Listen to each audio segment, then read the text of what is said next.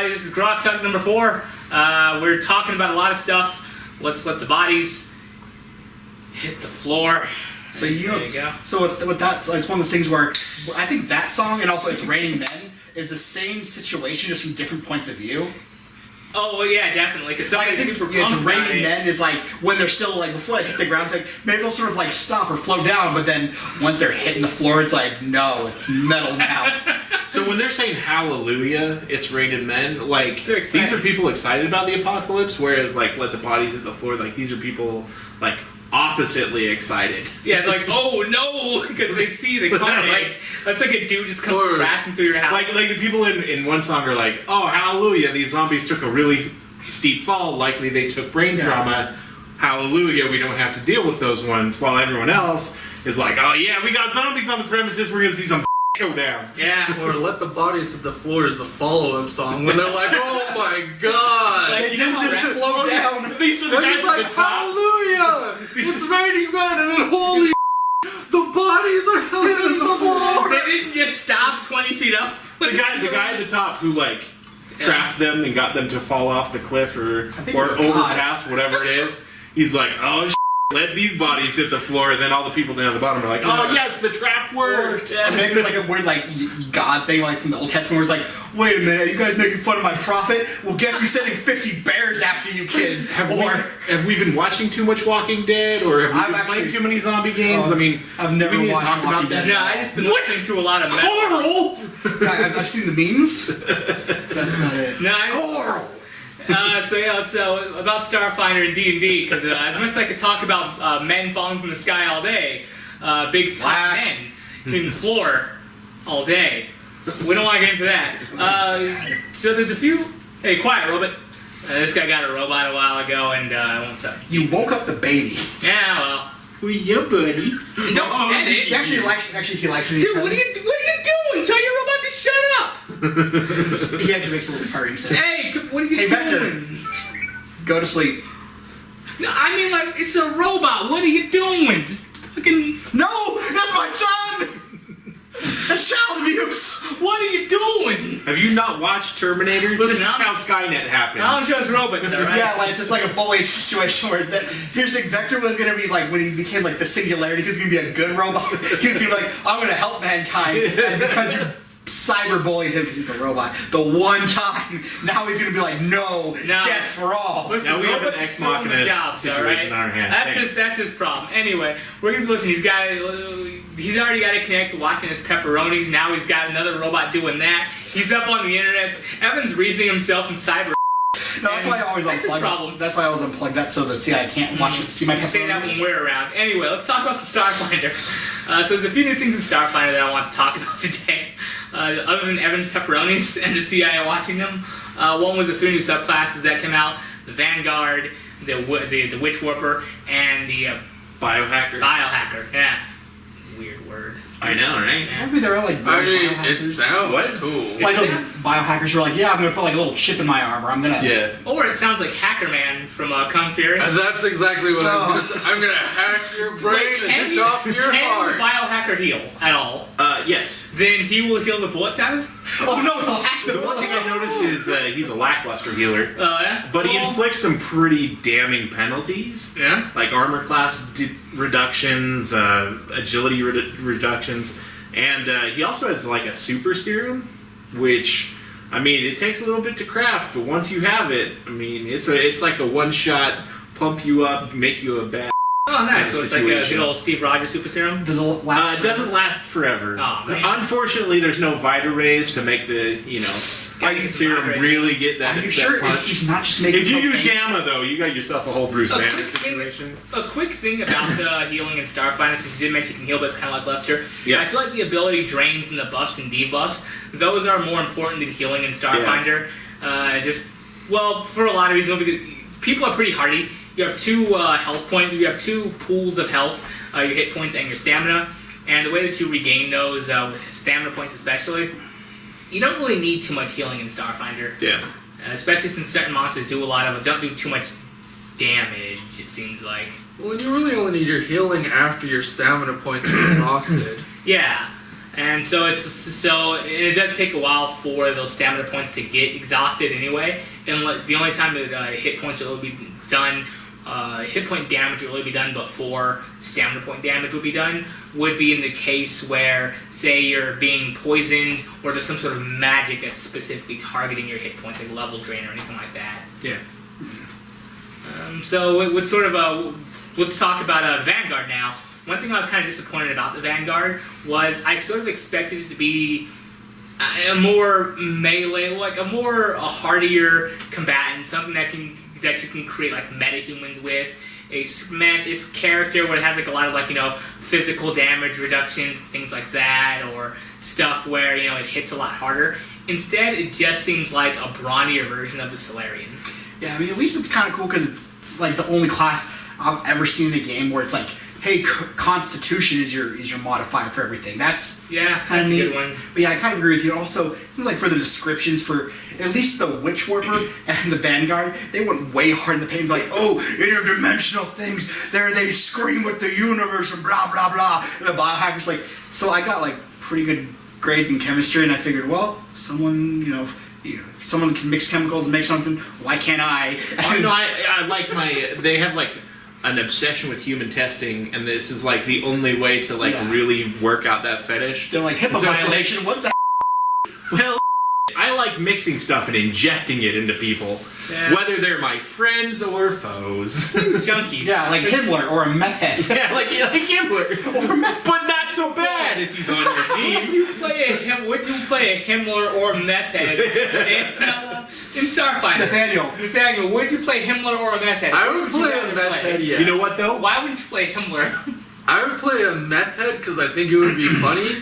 Constantly trying to buy meth from every NPC and just like scratching, picking off your fingernails.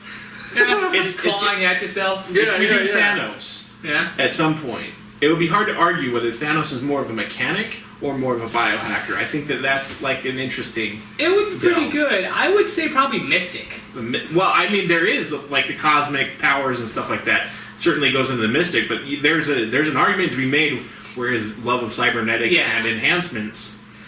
Yeah, I mean, he definitely would be cross-classing in one of or two or both of those. You're just trying to get this conversation away from Himmler. I know you are. I looked over there and I was like, I literally thought, oh, you would be a biohacker for sure. Then I was like, well, that's the real issue with you, Craig. You're not very open to talking about the Nazi regime. Whoa.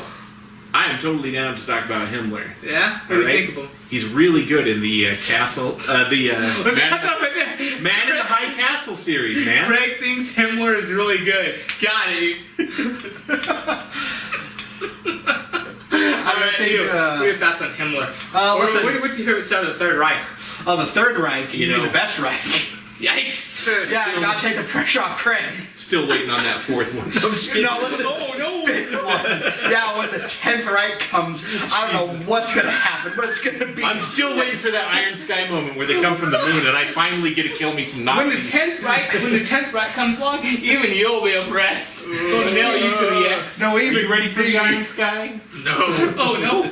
Yeah, even Nazis will be killing Nazis like, you're not a big enough Nazi! Then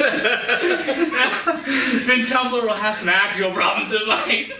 Yeah. Oh my Which, God. by the way, all the Tumblr's got is porn bots. No, those are going away. Yeah, Tumblr has they're trying to get them away, but they're persistent. Yeah. I think that's because they angered the trolls. They angered the porn bots. Isn't pornography the only thing that's holding Tumblr up? Like, that's what I hear. Oh, right? Tumblr There was a theory immediately that there was like, someone said, I think the creator doesn't want Tumblr to be a thing anymore, so they're like, let's just cut the legs off of it and then let it die. Jeez. Well, I was never really into Tumblr. I was called... Instagram already turned us down. There's no point in keeping this going. Let's just get rid of our biggest audience and then just burn it to the ground. I'm not really into Tumblr. Let's MySpace this, please. My first day on Tumblr, I was called a Nazi. Oh my God. Yeah, it was great. Yeah. It was real weird too, because I had a picture of me up, and like, I don't care, there were actually black Nazis there, and also there were Jewish Nazis there. I think it's sort of like you can't be doing that and be a Nazi. That's what I told them but they're like, listen, I don't care about your racial background or your religion there, dude. They look, I'm an the equal things- opportunity. It's different when you can be a things Nazi. you're saying are very Nazi-esque. I don't know if we can keep this in. And, You know, I was I talking don't about. see color or, anyone could be a Nazi. Yeah, listen. Is this really staying in? They're real include. Yeah, We've been talking about Nazis for a long time I now. don't give a shit. We're talking about Nazis today. But, I think no. If you're super into Nazis, you should totally watch Man in the High Castle on Amazon Prime. I'm season 2 or whatever out. Yeah. German. So I'm actually super Absolutely. jacked about that shit. I think it's on season 3 actually right now. Yeah? And it is out. Well, I stopped watching Man in the High Castle just because I just didn't get time back for a while. Yeah. But the episode that ended off was when that Chinese dude cast plane shift on himself. Yeah. So was that season 1 or 2? That's the end of season 1. Wait, Oh, okay. that show has wizards? Dude. I just got a lot going on. Interdimensional travels. Do they have techromancers? Yeah. Wait, have you seen Man in the High Castle? Yeah. I haven't. Dude, no. you guys should see it. It's actually super good. It's Yeah. it's World War. It's basically World War II. Nazis and the Japanese. Nazis took dropped the over. bombs first. Yeah. Italy. They just kind of started doing this real quick and went into the background, so they don't have to talk about too much. Hey, I'm alive! Yeah, I think what happened was... Yeah, that, you won the war. I survived! Hey! Hey! Oh, That's a oh. spicy Okay, meatball! well, go on. So before you say that, I Alright. think they addressed that at the beginning, that one of Hitler's first moves once he wins the war is that he executes Mussolini and like takes over all Italian territory. No, that makes sense that he would execute Mussolini because he's another tyrant. Yeah. Much in the hand of how Italy is the way only too close reason to why Germany. Russia, the Yeah. only reason why Russia and Hitler land. Yeah, there's Germany, no reason for him to keep him. The reason why they weren't, best buds is because I think was it Stalin who tried to betray Hitler first? No, it was Hitler who was, because they basically, Germany and Hitler were like, hey, Stalin, I know you're probably going to try and jump in on this, but let's be pals and no hitting me. And he's like, all right, I'll do that, brah. and then Hitler was like, Alright. was trying to be real sneaky, and then like for some reason he's like, oh, I'm a big student of Napoleon, and then he attacked Russia in the winter. Yeah. and then Wait, were you being Stalin there, or were you being Hitler? Because Yes. Hitler attacked him. yes, no, so Hitler attacked Stalin because for some reason like, yeah, I'm gonna attack Russia. You in the kind of winter. did like a Russian accent when it should have been German. Yeah, listen. Like, Listen, if it's not America, it's all Dracula. Okay? Yeah, it is. Chinese is Dracula, Japan is Dracula, Exactly. Russia's Dracula. think I should attack in the winter. Yeah. Every other place is Dracula. Yeah, but so basically it's like, yes, I'm gonna beat you up in the winter, Stalin. And he got him as a surprise, but Stalin came back. It's like, nope.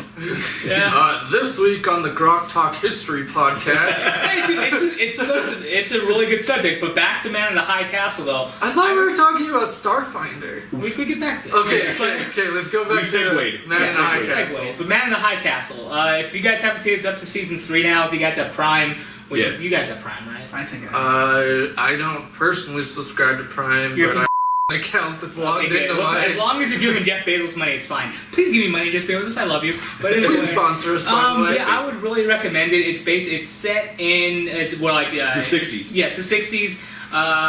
Yes, the 60s. So 20 years after the war was won. Yes. So the Nazis and the Japanese, they basically carve up America. They're divided by a neutral zone Yes. that covers through like the mountains of Utah and like into the Nevadas. So most of the coast is held by the Japanese. There's the neutral zone, which goes into like maybe like Kansas, and there's like a bunch of bombed zones. Yeah. Kind of go throughout the United States. New York had been. Did they bomb New York? They bombed D.C. Yes, That's what they bombed did. DC. They bombed D.C. And so the capital for the American Nazi Reich is in New York, and it's presided over by an American who fought the Nazis, but also defected early and became part of the Reich. Like basically, he gave up and started fighting for them, and he's a higher up. So he's an American man fighting for the Nazis or working for the Nazis as a leadership position. And there's a bunch of really unique characters that they develop through it. It's incredible. And then there's a science sci-fi science twist fiction thing at the end. by the Don't end talk of... about the end of the first season because it's really good. One question I do have, and we'll get back to Starfinder in a second here, but this is just something that I'm curious about. When does Wolfenstein show up? No, hang on. One question I have about that. So, if Japan didn't decide to go total ham sandwich, listen, Japan's taking over. Anyway, if Japan didn't decide to go, He's like, hey, that's where I'm from. if Japan didn't decide to go total ham sandwich, you know, the whole Pearl Harbor mess, and we didn't have any reason to attack them, do you think America would have gotten involved in World War II, or would have kind of said, "Hey, that's you guys"? I think we would have been dragged into it.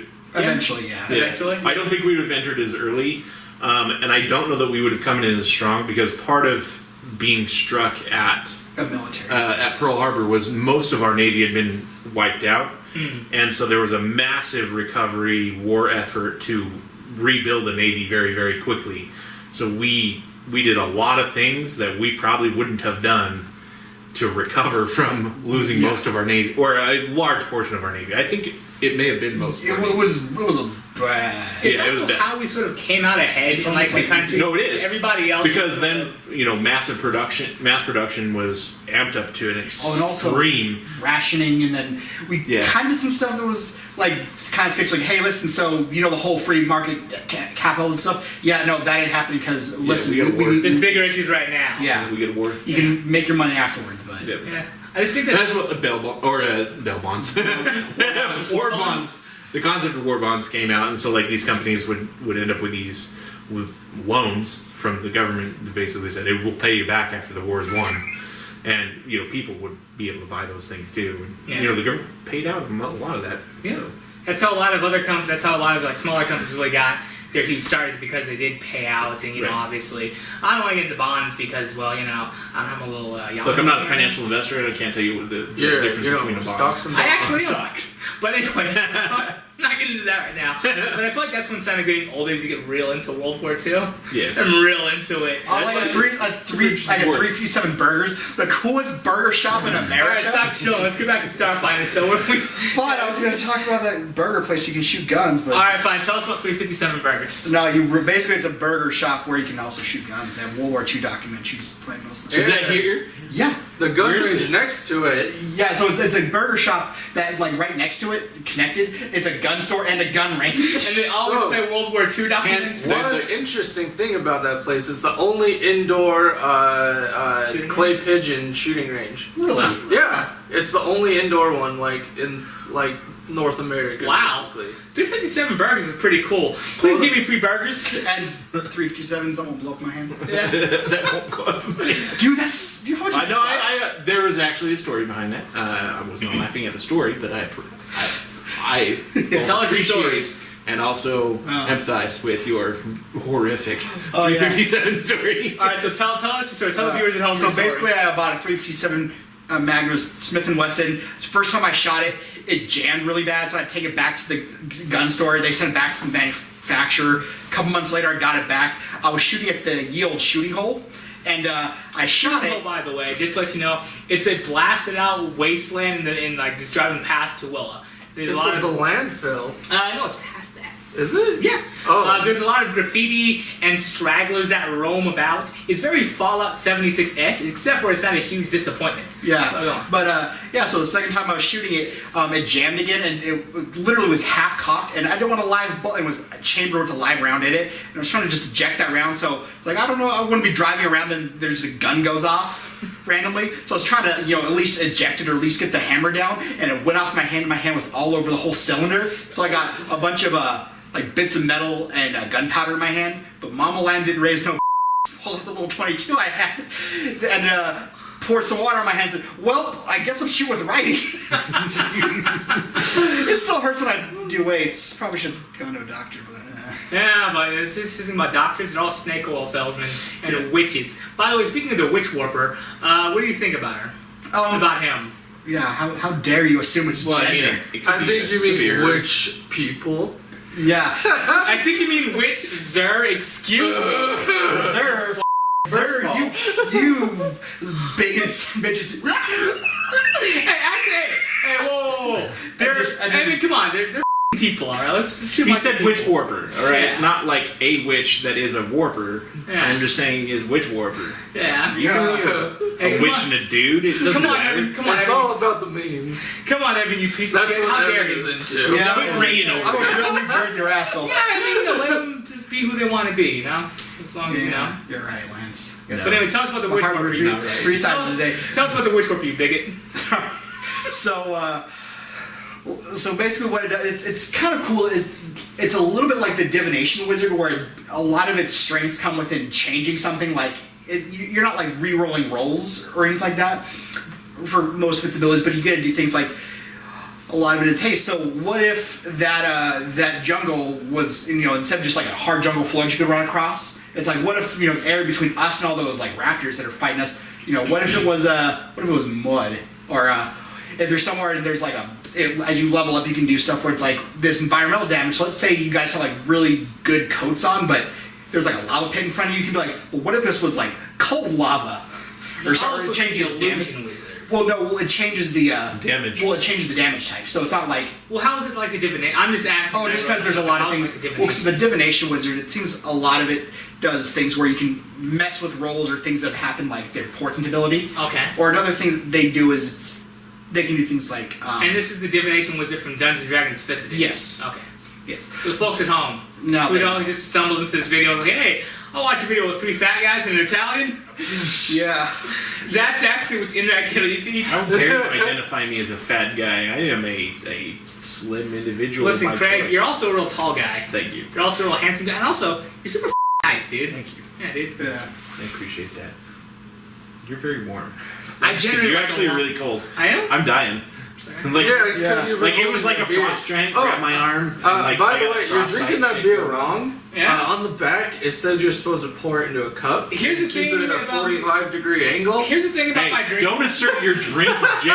Yeah, your drink privilege. Drink privilege. Guys, here's the thing. One, Been triggered. I don't own a lot of things. Okay, I don't have glass. I gotta save this can for Yeah, later. because you keep throwing them away. And And also, You gotta save it for water. yeah, with my alcohol, I just gotta pipe it in. I don't care about flavor or taste. As long as I just don't feel actual feelings, it's fine.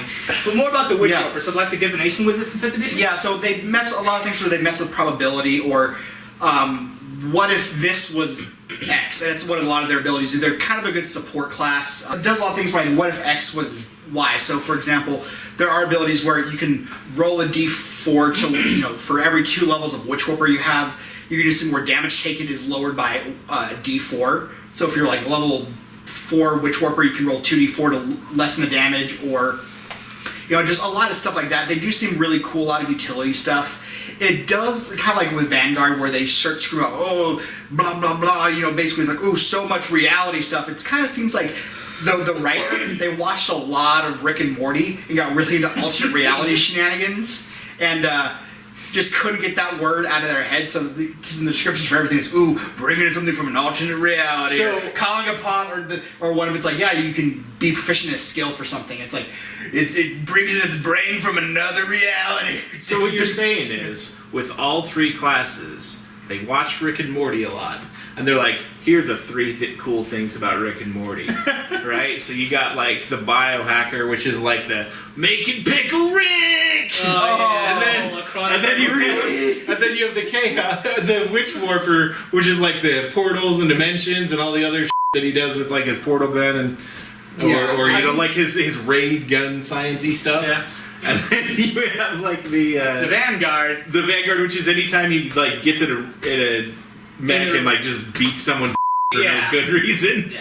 I feel like one's like, I think, okay, so yes, this is also, they may have watched a lot of Rick and Morty, or they set the bar super high in their already published, like in their regularly published material, with like the core rulebook and whatnot, how the mystic works and how it has a star shaman, how it's like, bends reality and pulls things out of the sun and all that stuff, or like how the what is it? Not the technomancer. but the Solarian, how it's like, yeah, it gets its powers from the stars and from entropy. So they set their vocabulary up so high that to put anything beyond it controls and moves the stars itself, anything but that's a little bit scaled back down from that, just doesn't seem as cool, you know? Yeah. It's like how if you start off calling somebody a Nazi, you can't really come back to, all my conversations come back to Nazis, I don't know why. But if you start off calling somebody a Nazi, you can't later on in the argument say, hey, you're actually wrong about this and here's why. You're more Napoleonic. Or you're being insensitive to this.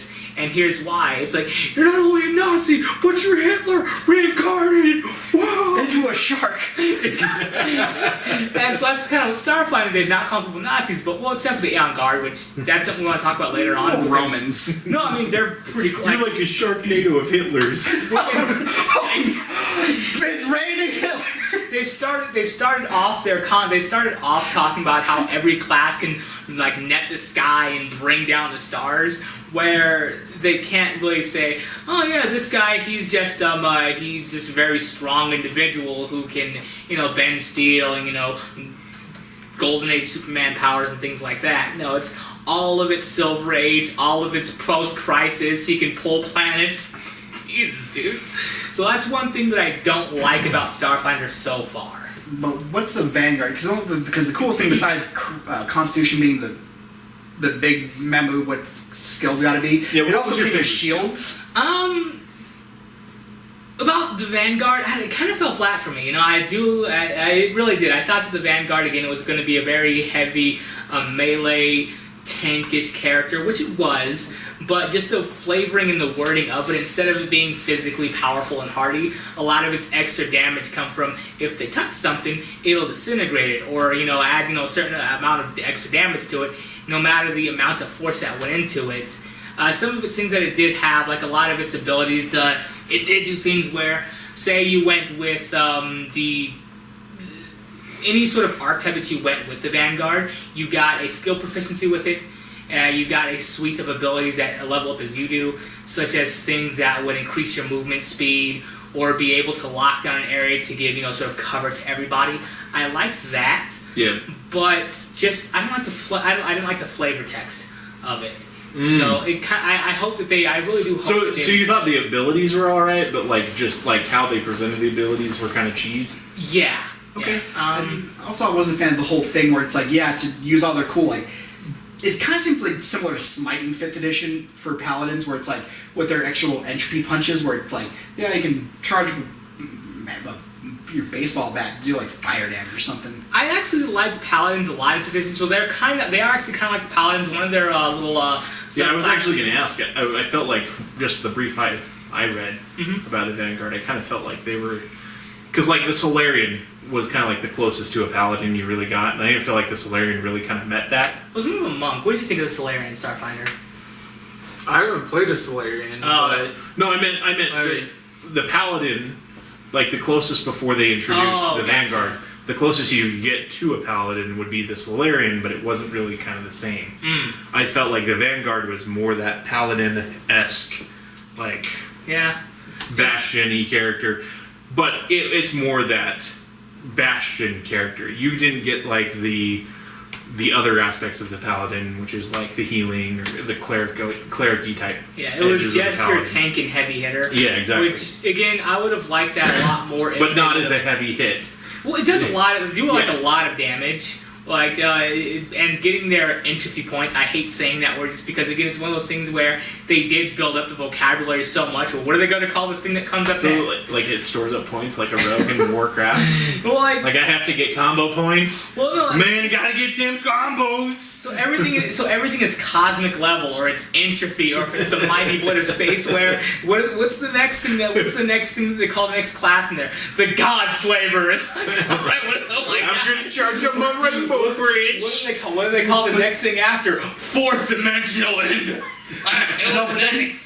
No, but then what is it? Because it's they're using the force of entropy to bring down their foes, and they basically monologue for an hour of what it does, and it's okay, so mechanically let's do let you add a 1d4 elemental damage of your choice. Really, so the powers of the universe and ending all life is a d4, huh? what scales by level, Yeah, but still. Then it sounds like they're almost taking the open world fantasy Starfinder universe a little too seriously. Yeah. We can do whatever we want because the universe is this motherfucking big. So currently one of our notes is They're going overboard. tone it back a little, bud. Yeah, definitely. Take it down a notch. So one question I have. Now, you're up here, we're going to need you down to here. What's the question? So one question I had for you guys about the 3 classes is it with these 3 new classes, does it change your opinions on spellcasting at all? No, all of them. No. None of them do anything to help spellcasting. Yeah. It's still boring. It's still super weak. Yeah, you didn't gain anything in There's no other spellcasting. spells. Yeah, like they this- did add shields, which was nice, Yeah. like actual physical shields to That is Starfinder. nice. They do, just their basic thing where damage reduction and extra to your armor class, KC or ASC depending. But no, magic it still falls short. Oh, man. I feel like the Maybe Biohacker, though, is very much in the vein of what you would expect from Starfinder. I feel like this is like your mad scientist doctor who's just like out there. He's been playing with chemicals his entire life and has figured out some crazy ways to use them. I felt like the Alchemist kind of felt like that a little bit. Oh, and Pathfinder? Oh, yeah, sorry. With Pathfinder. Mm-hmm. Like the Alchemist, but he was like so grenade-based. Like all bombs and Yeah. I felt like the Biohacker is much more that mad doctor scientist. That's Like what I like he's about Frankenstein, Yeah. If you want to play a Frankenstein type character, Dr. Frankenstein, or Frankenstein's monster. Or if you want to play the He's child, very much in that vein. or if you want to play the child from Big Daddy, Frankenstein. Scuba Steve, bud. Scuba Steve. But I feel like the Biohacker. That's a good idea. Scuba Steve for What if is? you want to. So you want Or so you want to be. Yeah, I sorry. like it. My bad. So the Cut that Biohacker out. definitely seems like a keep from the 3. What about Witchwarper? Would you keep it or would you? I'd keep it again. I'd tone down because I can kind of get what they're going for. Like it's okay, you're doing alternate reality kind of. It's kind of like Scarlet Witch a little bit magic, where it's like probably kind of alter. But they could tone down the descriptions a little bit because I get that you got to kind of zhuzh it up because it'd be real boring. It's like you can change damage type of. I get that you're trying to make it cool, yeah. but it can be just The cool. description sounds too It's like, epic. hey, listen. Yeah. It's underwhelming. All of it starts with you can alternate reality in this way, Which you can't, because I think their last ability, it's kind of like Wish, where they can. It's a little bit more limited, but I think you get it at a lower level than you would get like the Wish spell or the equivalent of whatever it is. Yeah. But I mean, if it's like, say, listen, you don't have to try to be cool. We already think you're cool. Just be yourself. A bunch of people already play you Starfinder. You're a great game. You don't have to try so hard. Vanguard, I would probably scrap it, just outright. I get why some people would like it. It is con based, which is great. It does fulfill that want for another melee based heavy hitter group, especially since you can have Constitution be, which you would add to a lot of your abilities, and then it also recommends Dex as your secondary, just so you can get your melee stuff in and your armor class. Let me ask you this. Yeah. Would it be better almost to fold some of the features into the Solarian? No, I think that it will be better to have some sort of meta-human class. I feel like that's really missing from most tabletop role-playing games. Yeah, like Sapien or something. Yeah. Because Yeah. not everyone's gonna be human, but human race, best race. Anything else, you can like you can die. a genetically changed being or something like that. No humans, but I'm still yes. a big fan of the vest. The best, but they're not humans. I know. That's my point. So anyway, how dare you? You remind me of the Gorn. But so anyway, We all know that they can be defeated with crystals. but No, that was yeah, a diamond. Were they diamonds? Listen, Jim Kirk made a pipe bomb with diamonds as the nails. That's gonna take. If that doesn't take you down, just give up. Okay, but anyway, going back to them, I would say that some sort of meta species or what have you would be better than the Vanguard. Definitely keep how it's Constitution based. I thought that was nice. Keep how it deals extra damage in its stacks, which is really good. But the way that they describe things, and it doesn't add extra power, things like that. Damage resistance would be nice to add. Something that I haven't seen something like that exist in D&D, any of the editions. I think it was showing up in GURPS maybe once, and maybe Shadowrun. Yeah, I think Also, I mean, with Starfinder, I don't know, thinking out of Barbarian, that'd be cool, because Barbarian's already in Pathfinder. I don't think, just getting mad at it and just smash through everything. I don't see how that'd be a disadvantage in space, especially when you have, like, laser hammers, where it's like... That could have been the Vanguard. It could have been... But so... Yeah, it would be kind of cool to have, like, a Vest Barbarian type character. Oh, dude, that'd be terrifying. Because unless... Like a Drax the Destroyer kind of character, That would have been great, yeah. That's because they're already big and strong enough, but then he's like... You're like, What oh, if no! what if we homebrewed one? That'd be pretty could do good. that. Yeah. What if we do made that that. a project? I think it would be interesting to kind of like create a barbarian space class. Yeah. And then ransom it to Pazio for a hefty sum. Yeah. Not joking. If you're watching us, Peso, tweet at us. 20-sided night. Twitter. Slip into our DMs. Yeah. Ooh. We'll trade nudes. Oh, no, they're No, they're gonna see him as pepperonis. just send pictures of makeup. Alright, but anyway, let's, okay, so what else about the supplement? Was there anything else about the supplement, about this this new thing, this class, this extra classes book that really stood out to anybody here? Just the introduction of like the needle type weapons. I mean, obviously any character can use them. The biggest use would be the biohacker. Yeah. But I felt like if other people were to get their hands on them, it would be an interesting weapon to have as a sidearm and stuff like that. It seemed like it would be good to have for a technomancer as well. Yeah.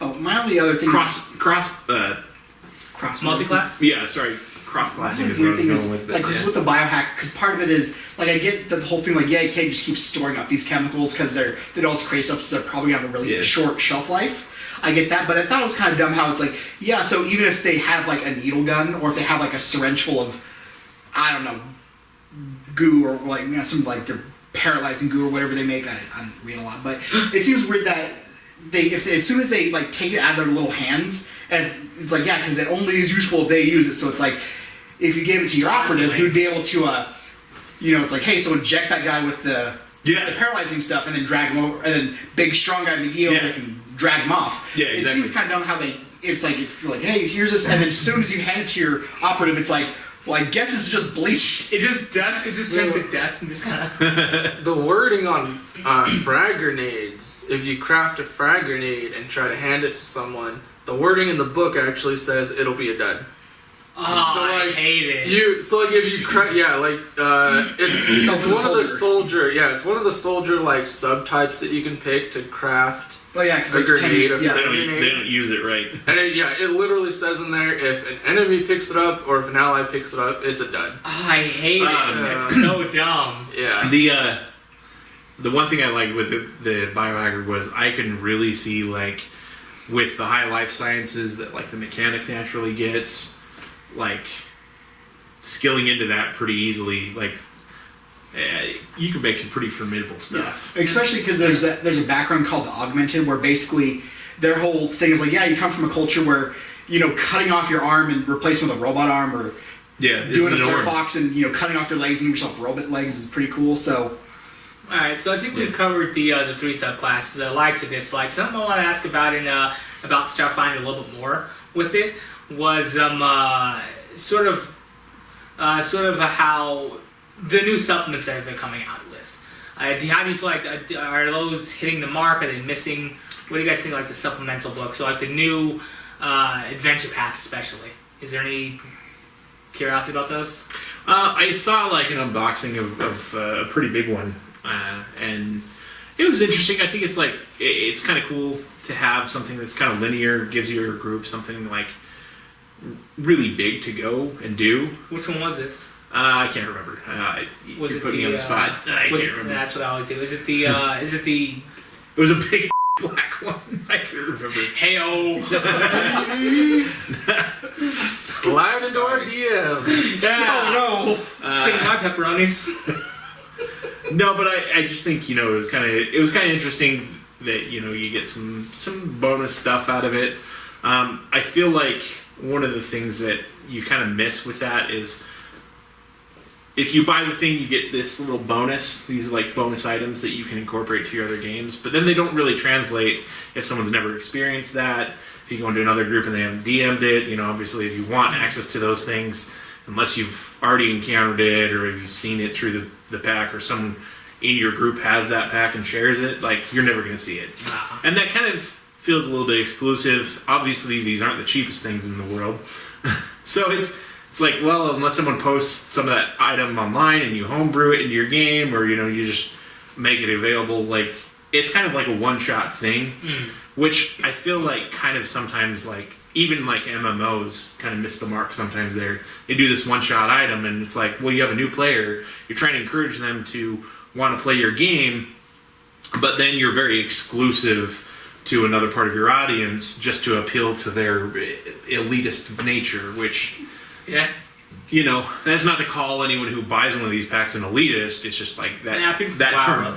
People from WoW are the most extreme of that. They're PC master race. They gotta have this item. They do. Pandaria for some reason. How dare you make it so you can one-man these raids that took us 40 men to kill? How dare you? And you still have the Onyxian Drake in there? You. Yeah, it's like, old guy's like, listen, when I was young, I went up school 50 miles both ways in the snow, we rode on shovels. I don't think you have to be exclusive to be elitist. No, to be appealing. Oh yeah. I think part of it is like, like the achievement system in WoW, you have like a date as when you accomplished it. Like, you can prove when you got it. Look, I killed Onyxia when Onyxia was content. Like, the date proves that. I also killed her on my own 1,000 times to get the Drake. Like, you can cheese up whatever achievements post BC, because that's when the achievement achievement to a lot of these games. Yeah, where it's like they want to make everything a lot better, and they want to make everything sound a lot more bigger, but then it's not as fun or interesting or cool because everybody can get it because they work on Well, and people don't have the time sink to do it, and then it feels like, well, you expect your audience to sink all this time in, and most of us don't have that. Most of us can't play WoW 14 hours a day. That's true. But I think it's one of those things where... You gotta get the good book points, out in the real world, too. Yeah, I think it's also one of those things where, for certain things, and kind of like how people were complaining, like, oh, you can't get Darth Vader, and, let's have to play, like, a bunch of hours when Battlefront came out, and there's a lot of problems there. But I think for some games to, like, earn something like that, I think a game should either decide if it's going to be, like, be a pay for something, or if it's like, hey, if you get this thing, if you get Vader, if you get this bits or this certain bops or whatever, it's like a badge of honor in a way where, because I don't, because it is really cheap how it's like, you can either do all this stuff or you can just pay for it. Yeah, see, I don't think money these days. Paywalls aren't really going away. Most of the games are even saying, hey, we're not gonna have microtransactions. A la Fallout 76, how they have the what is it in Fallout 76? The atomic whatever. Oh, the lunch boxes that they're coming out with. Yeah. They're coming out with lunch boxes. Yeah.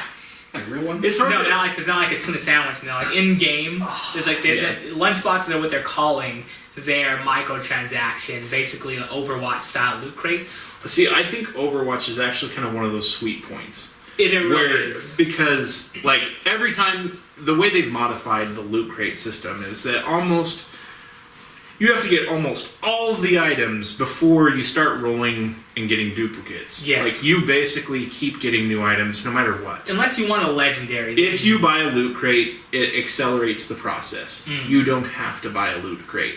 And if you really love the game of Overwatch, you're going to be able to earn the points fast enough.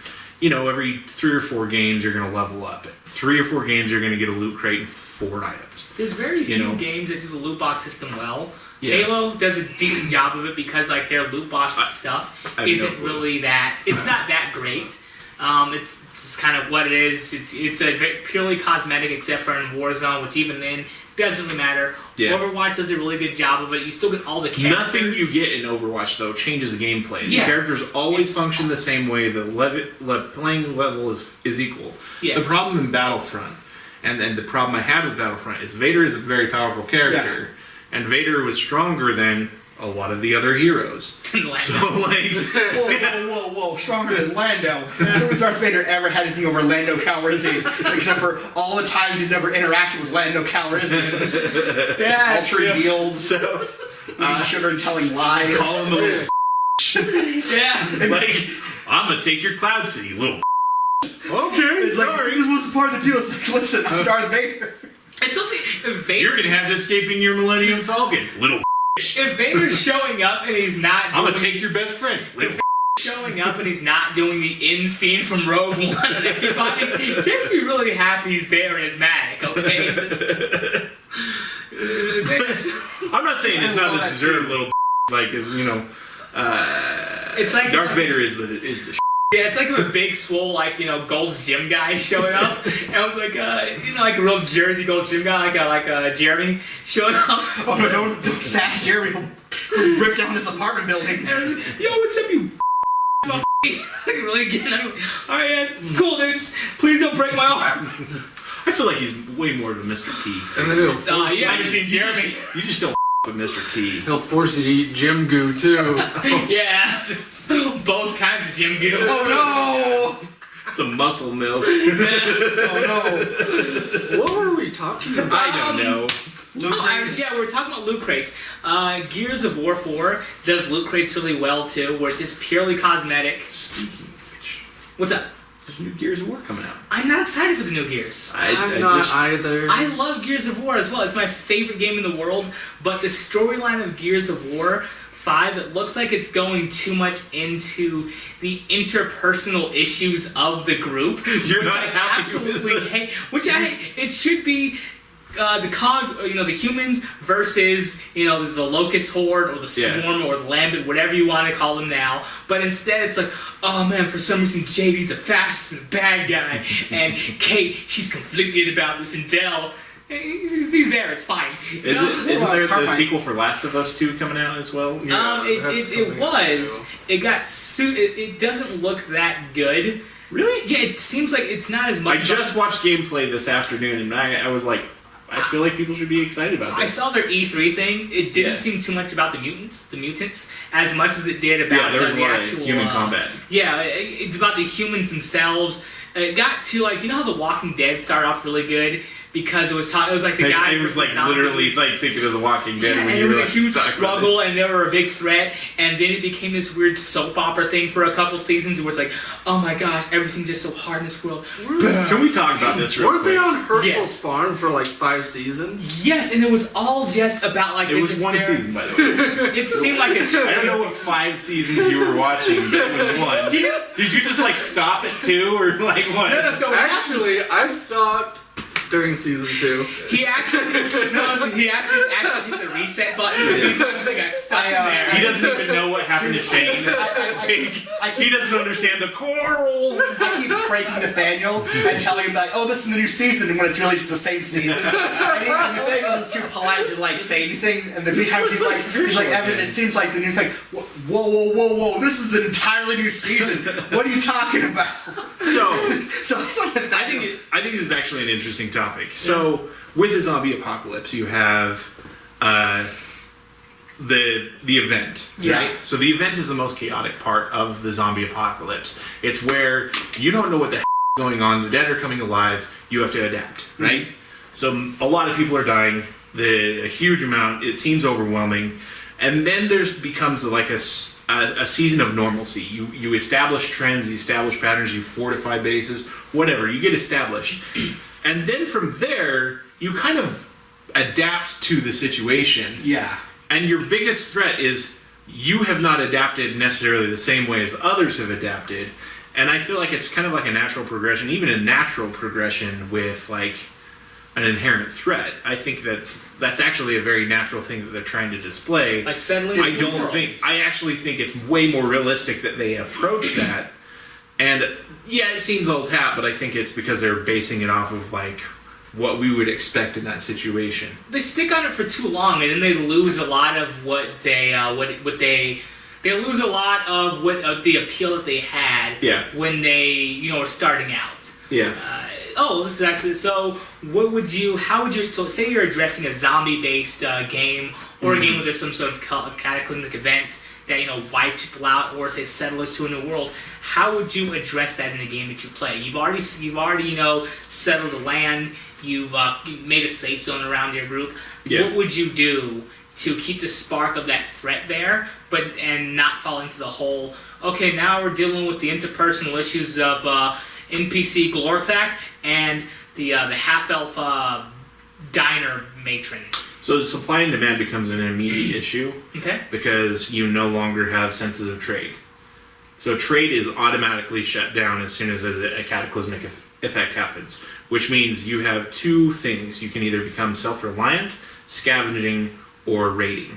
So those are the three dynamics that your group will have to undertake.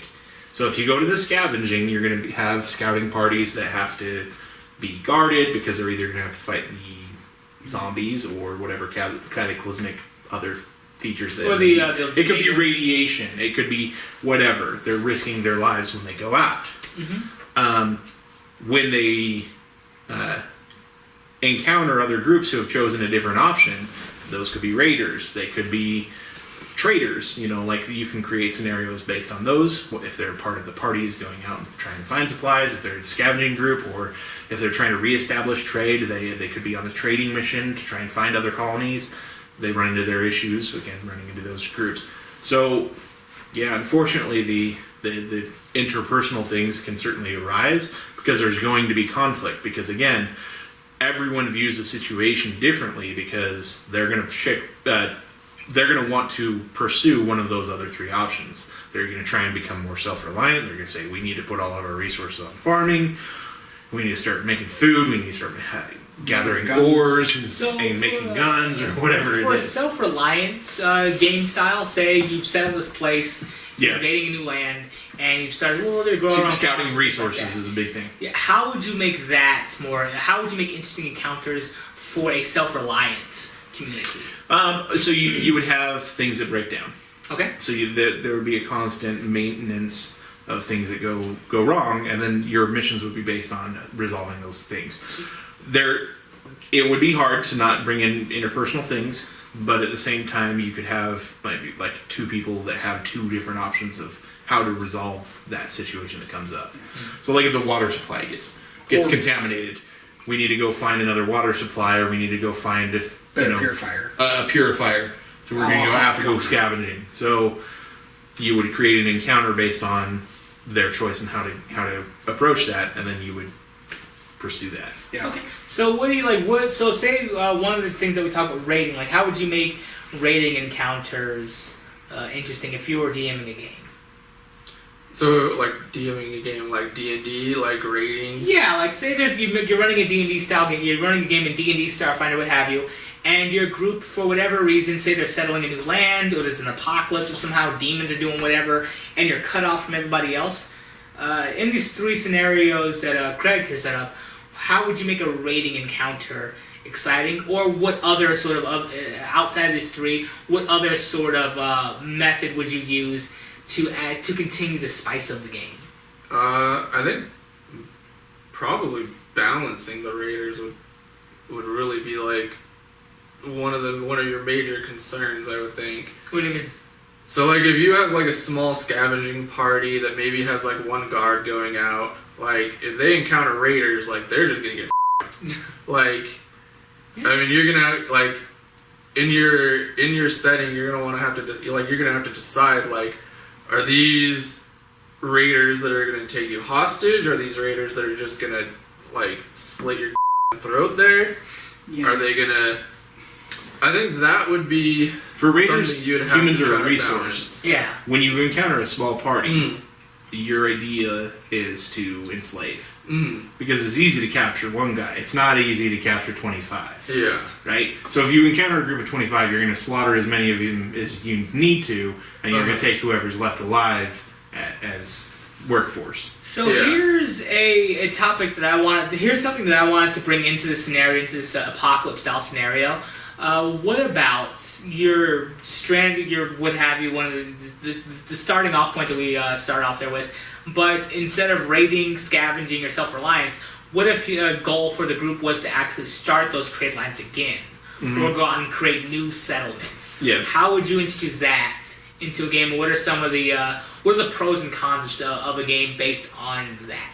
Pros and cons. Preston Garvey. You have 3 Preston Garden missions, and then you kill them. No, I mean, I think because like when you have a post-apocalyptic game, like that's one of It's actually a good.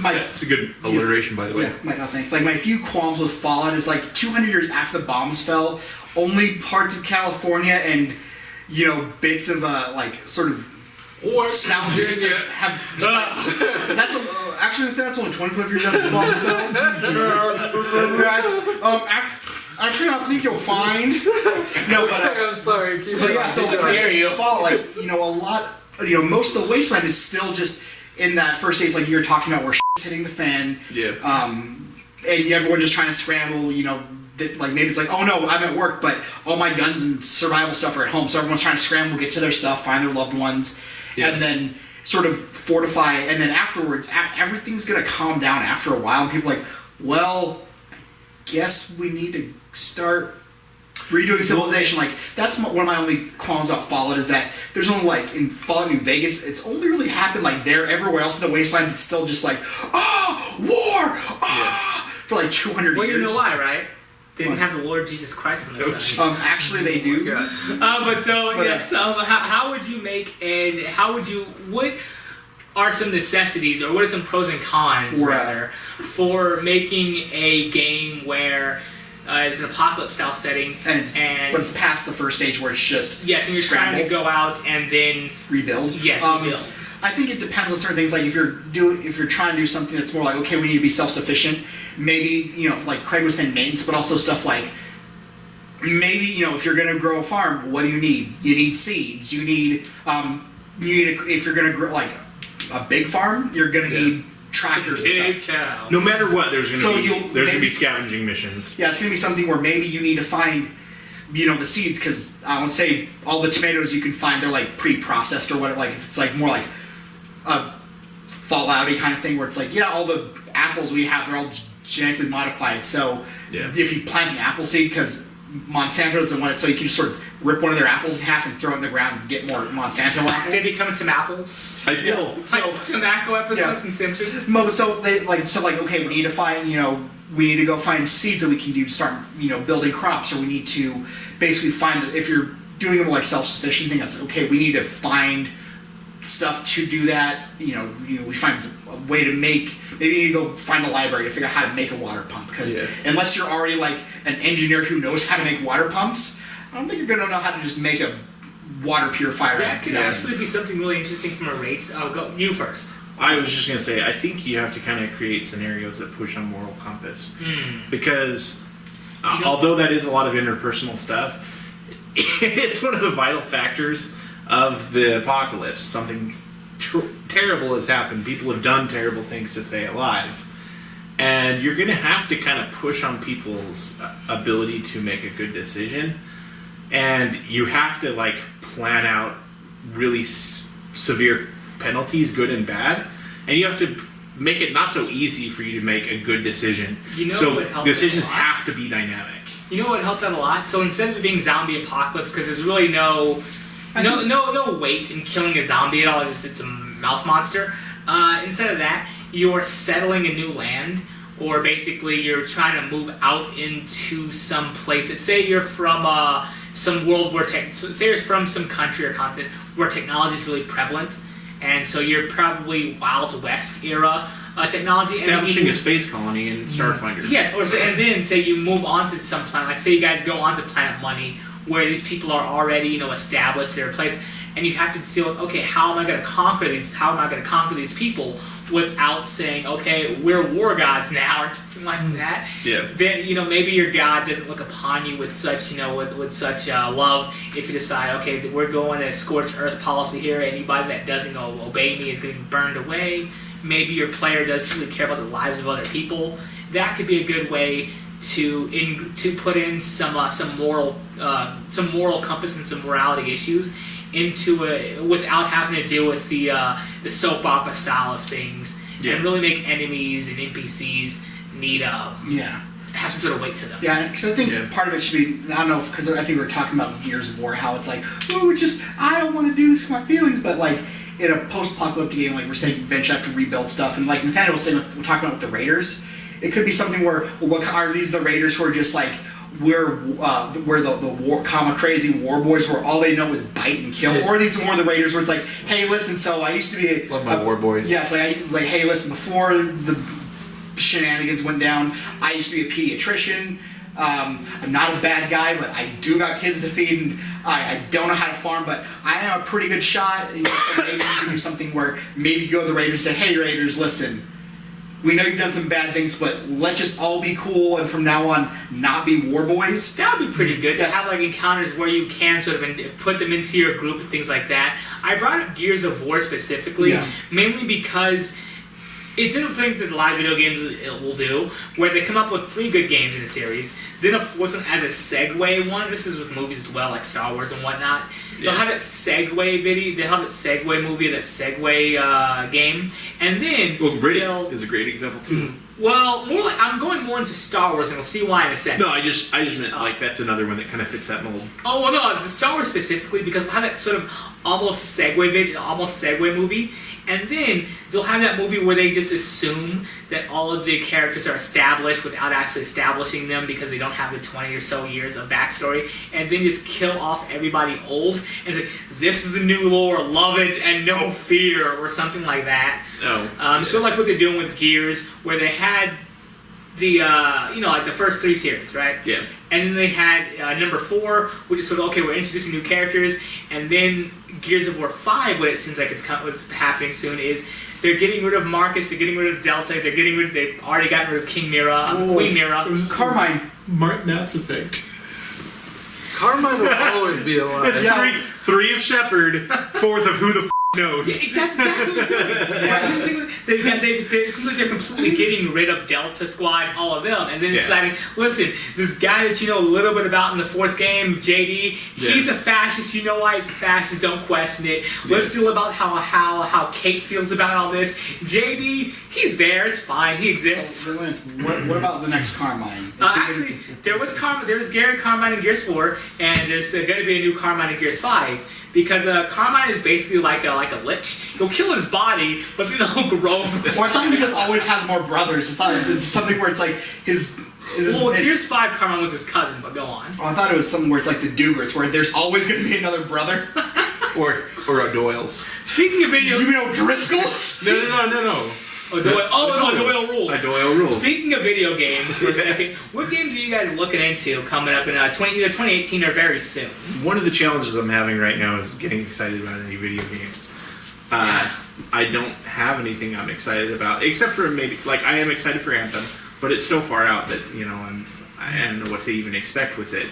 The beta has been closed. I know there was one guy who got in trouble for streaming it on Twitch. I didn't watch any of the footage. Anthem looks cool. I hope they don't ruin jetpacks. I hope they don't mess up jetpacks. How jetpacks are always messed up. You know what I mean, right? I am somewhat disappointed that they went with the Frostbite engine again. Well, instead of it being jetpacks, I don't know much about systems, but instead of it being jetpacks in any game, it's always a jump pack where you can just kind of jump a little bit farther. I've always been disappointed with jetpacks. Yeah, the only game that they did jetpacks well in was Tribes 2.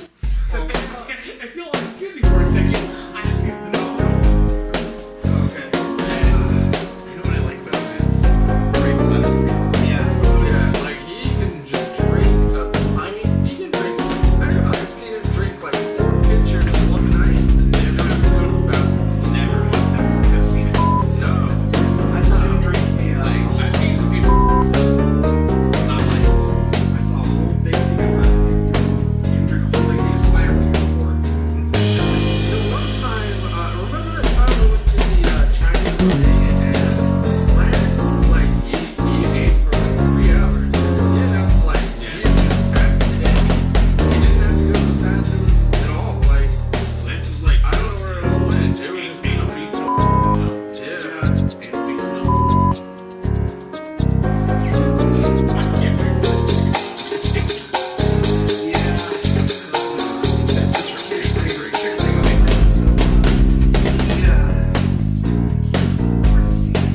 really? Yeah, I think he's seen your spine. Oh, your pepperoni. Yeah, so that's probably the way to sell my pepperoni fish. Alright, man. Okay. Riding the midnight meat train, huh? Sure, I'm always doing whatever. You just No, he admitted he's a lizard person. Oh no! And no, a pervert lizard. Hey, I blinked the right way. So He like blink for me. Oh yeah. jetpacks. Yeah, I mean, you got jetpacks in Halo. Those are kind of disappointing. The only thing you'd use those for is you'd jetpack up, you'd take 2 sniper shots, and now you're back down on the What ground. about, what about that? I'm having a brain from that Star Wars game where you're playing as Jango Fett right before he got cloned, because basically it was, I guess they were holding auditions for it's like, hey, Bounty hunter. Bounty hunter, yes, like, hey, so whoever can kill this Dark Jedi gets a cool prize. And then at the end, Palpatine's like, hello, Mr.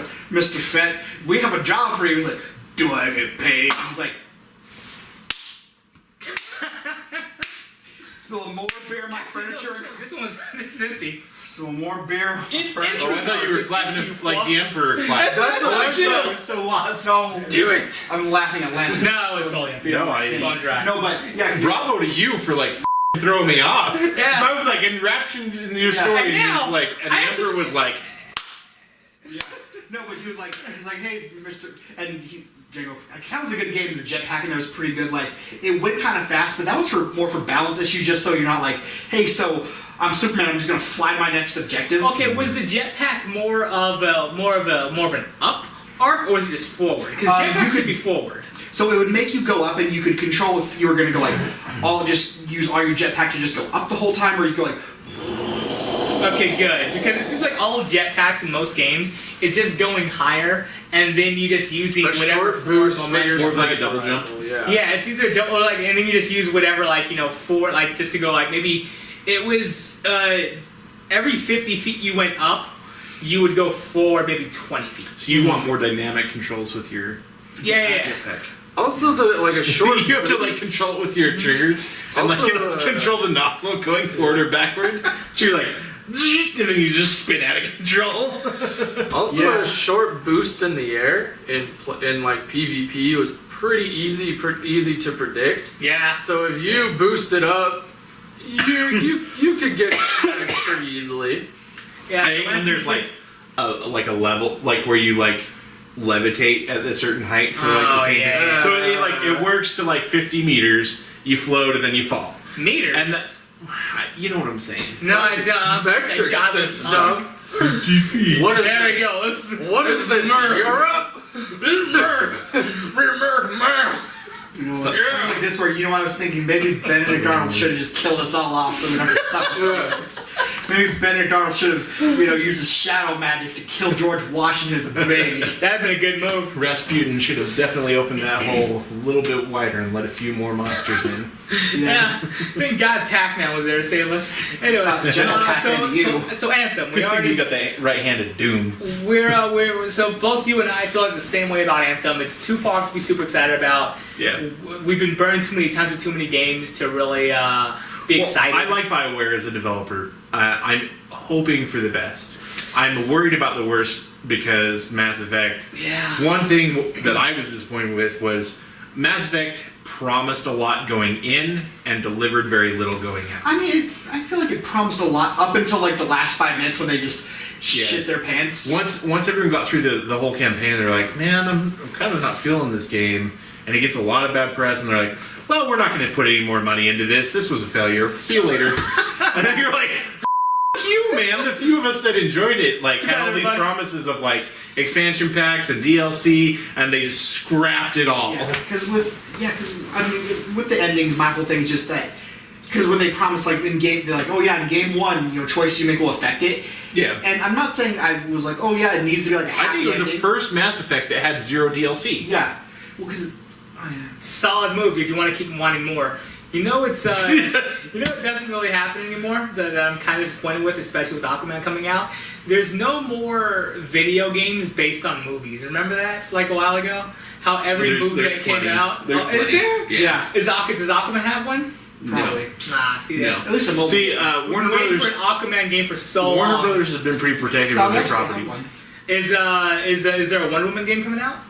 I mean, I think there might be something, but I don't think it's like an Xbox big. There's no none of the I comic mean, book movies have games after We've them. got them in Injustice. Well, yeah, Injustice that's is cool as Yeah, shit. Injustice That's what I mean. Like they're 2 is that's what I'm saying about Warner Brothers being kind of protective of their property. One was they had a really terrible Batman launch not too long ago, if you can remember Which that. game? I don't. It was the Oh, Gotham the one City that, it wasn't Arkham City. No, it wasn't Arkham City. It was gosh darn it. Which one was it? It was the fourth. Was it or the fifth. Telltale Games? No. Maybe. Oh, wait. No, it was one of their big ones. Are you talking What about happened Arkham was Knight? their PC version. I talked about this last time. Yeah, sorry. How dare you? This is a rehash. Also- I'm sorry. But yeah, the launch was terrible. They received a shit Nobody ton of bad stop. press. That put a lot of. The problem is Like Warner Zelda. Brothers is part of that decision-making process, so they're a little careful with their intellectual property. I Also, feel like Lance, do you want them to really make another Superman game? Because here's I'm going to give you name a Superman game that isn't bad. The Superman game where the main antagonist was Metallo. That game was You're not gonna really. like my answer. That game was Oh, was pretty it? good. All the Lego series with all the DC characters. The Lego series games were great, but They're there was awesome. one. They're always awesome. There was one Superman game that was super underrated. It was an open world Superman Shut game. you shut your mouth, man.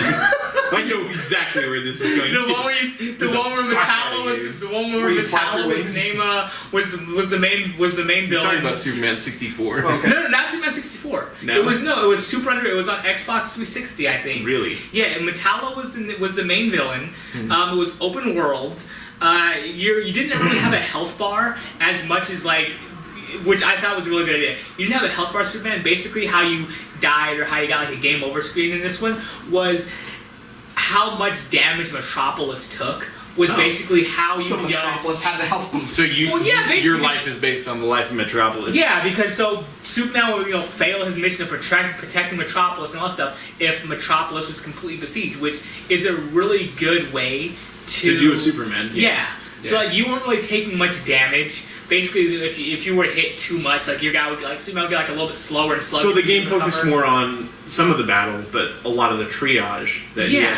he has to go with. And a lot of like you regained health basically, like you would save people from a burning building, that would give you Yeah. some back, or you would defeat some monsters beating up a guy.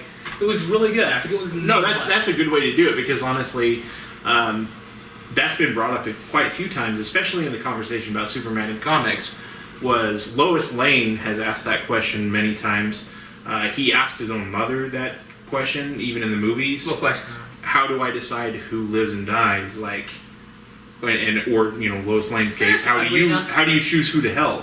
Mm-hmm. And he says, I think it was in Smallville actually. Now that I'm thinking about it, he tells Lois Lane, I have to filter out. I have to pick which ones are the I most remember that. critical, and if I can hear someone else responding, I trust that they'll be there to help them, and I try and go to whatever's most urgent. I feel like that's going to be really that's going to be one of the most important things to have in Rocksteady's World's Finest game they're coming out with. Is how the health system is going to work in there.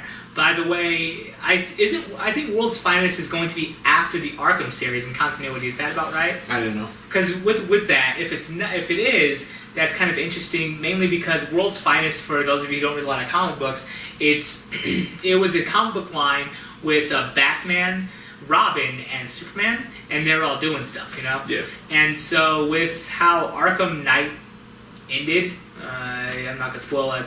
Yeah. 5-year-old game for you guys, or however long. You Arkham can Knight spoil a was. 5-year-old game. No, never. I'm a good boy. Do it. No, I want to know No, I'm because I refuse to play the game. I'm a good boy. Yeah, I wasn't gonna play it either. I'm never gonna play that game. I'm a good boy. But anyway, Please. it seems like the way that they did it. Someone say it in the comments. The way that they did it, there couldn't really be Batman existing. Not because he died specifically, but because of what happened.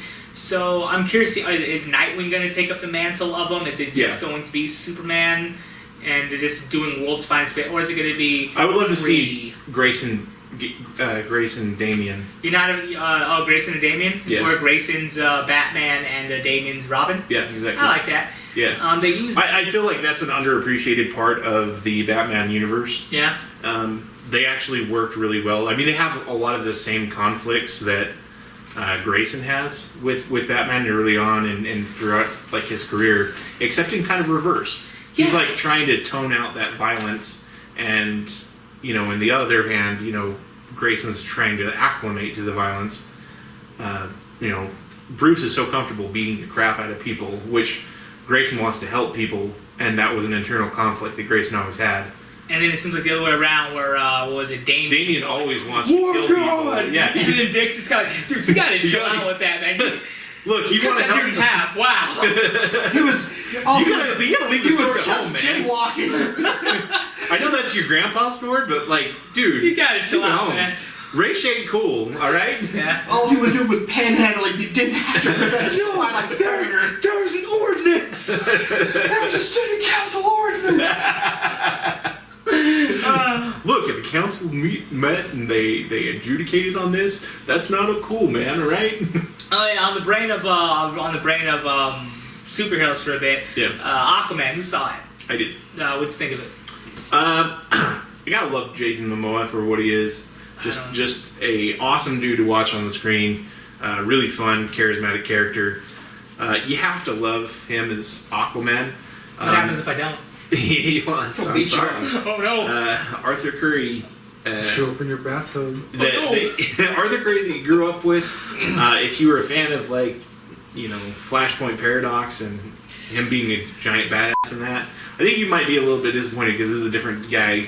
Well, He's that if he that starts to get roguish small, character. I have something for Aquaman right here. Oh no! Lance, you become the evil Captain Planet. Oh my gosh. I mean- that meme was pretty funny.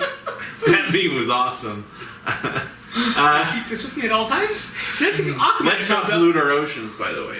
Or hang on, kids at home, pollute the ocean. Yeah, if you listen, What's the kids, sea ever done for you? Don't if you aim for have, the sea if you gun. have used motor oil, throw it in a river. It'll go to the ocean. Oh, please. I changed my oil today, and I just threw the filter right into the storm drain. Okay. See, kids, if So- you're a toxic goo. Okay, but go on, Aquaman, Jason Momoa. Jason Momoa was great. I did find that a lot of the underwater sequences were really hard to get into because of CGI. It was like the Green Lantern. I mean, it's really hard to do God, underwater. there is no Green Lantern movie. Hair doesn't function the same way as it would, and so trying to make it look cool but also look underwater, it's a challenge. Yeah. And you can't film the entire movie underwater, have them try and do their speaking parts, and then dub that over. Was the underwater parts though? Because I feel like with some of the movies and how they have that Wonderland-ish scene Yeah. where everything's CGI and all that. were the Everything is underwater- CGI as far as their hair. Well, I mean, so were the underwater scenes necessary to the movie, or did it seem like they were just trying to lie with the visuals? So they were necessary. absolutely, Okay. everything that they did underwater, they had a lot of combat underwater, which hit and miss. But overall, I felt like when they take you underwater, it's necessary, and they take you on a journey, and the whole journey has a purpose. The part I felt was a little bit cheesy was kind of bringing up the family dynamic and Of the Throne of Atlantis or of Arthur Curry and. So if you don't know it, Ocean Master is the brother of Aquaman. Yeah. This is in the comics. I'm not trying to spoil the movie. It's just the facts of the comics. Atlanta is their mother. Atlanta? And then Atlanta. Oh, okay, Atlanta. Atlanta. No, it's actually pronounced Hotlanta. Atlanta. She is. She's No, I mean, very, very attractive. You don't say in the comics. Atlanta anymore. You say Hotlanta. Oh, yeah. City. Yeah. Atlanta. Wow. What, Atlanta. Beyond that, you have Arthur Curry's dad who lives on the land. He's not pure-blooded Aquaman. Yeah. He is not full Atlantean. He's human and Atlantean. Orm, or Ocean Master, is the son of the king. I just realized something about Aquaman that just been hitting me so far. What? The naming, whatever you want to call them, criteria or whatever, Yeah. for Aquaman, it's real, just whatever it is. Yeah, Because no. Atlanta, Atlantis. Yeah. Orm, O-R-M, Ocean Master, O-M. It's real, just kind of Arthur Yeah. Curry. Come on.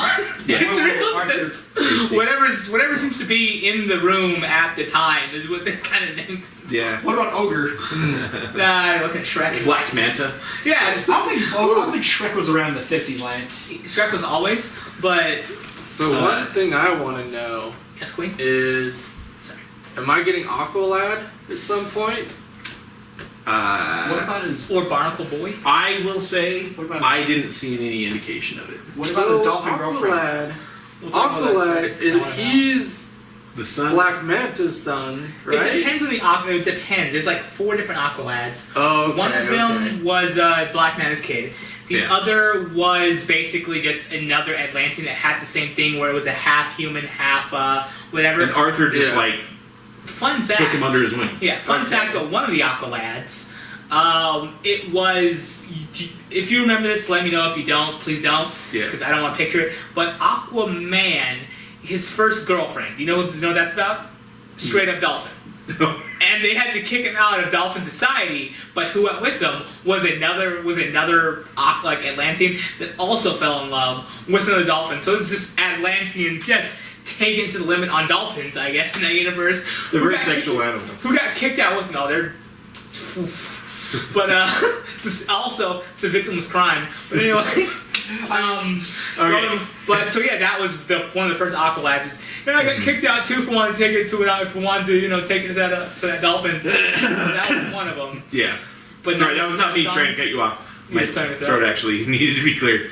I think the biggest thing with like an Aqualad character is certainly, I think if they made another movie, that would be the opportunity to bring him in. But it would be really hard. They'd have to not make him associated with Black Manta, and it would be very difficult to like. Well, they pulled it off well with Young Justice, so I'm really happy with them just keeping Aqualad and Young Justice. Yeah. And just Titans just kind of going away, just like how the Inhumans. Have you seen Titans? No, I stopped watching. Is it good? I love it. I sent you a text about it. I've heard that it's brutal. Is it? Well, then I'll have to give it a watch. One thing it is hyper violent. Mm-hmm. Is it on do they have like a streaming service or where do you watch it? So it's on DC Universe. DC Universe also has Young Justice and a bunch of other like DC showcase type things. You also get some access to like comics and stuff like that. Well, do I have to buy a subscription? Yes. How much is it? I think it's $50. Most of my money goes I can't to remember. crack. That's for $50? small. No, wait. 15. Oh, okay. So it's your standard streaming service. Wait. Smoking it or selling it, Lance? Just hurting the community in general. Oh no, you are in the CIA! Yeah, I sprinkle it on dinners. I think if they expand the service though and make it so like you can get like a huge catalog of comics available, including a lot of their flagship comics, I think it's a real good way to like bring people into comics. I know a lot of people like having the book form, but I'm a digital reader myself. To be honest, I'm just as happy to read a comic online. You gotta get the physical for the feel, and also because you gotta kill trees. I've got like the hardcover Injustice series, and I love it. But you gotta kill trees, though, dude. If I just want to read like the Darkest Night series, I read that all online, and I love it. Have you read? And you're into comics too. Have you guys? You're not because you're lame. Have you read Kingdom Come? No. Not the gross story, but like the DC Comics one. You kind of really emphasize the "come" there. Oh no! No, like have you read Those it? pages so sticky. It's just a whole kingdom is taken to a book. Why is this whole book stuck together? It's not even sticky. It's just have you read it? It's like just song. Hey, you slice it off like hard cheese. Alright, I guess you just have to move on.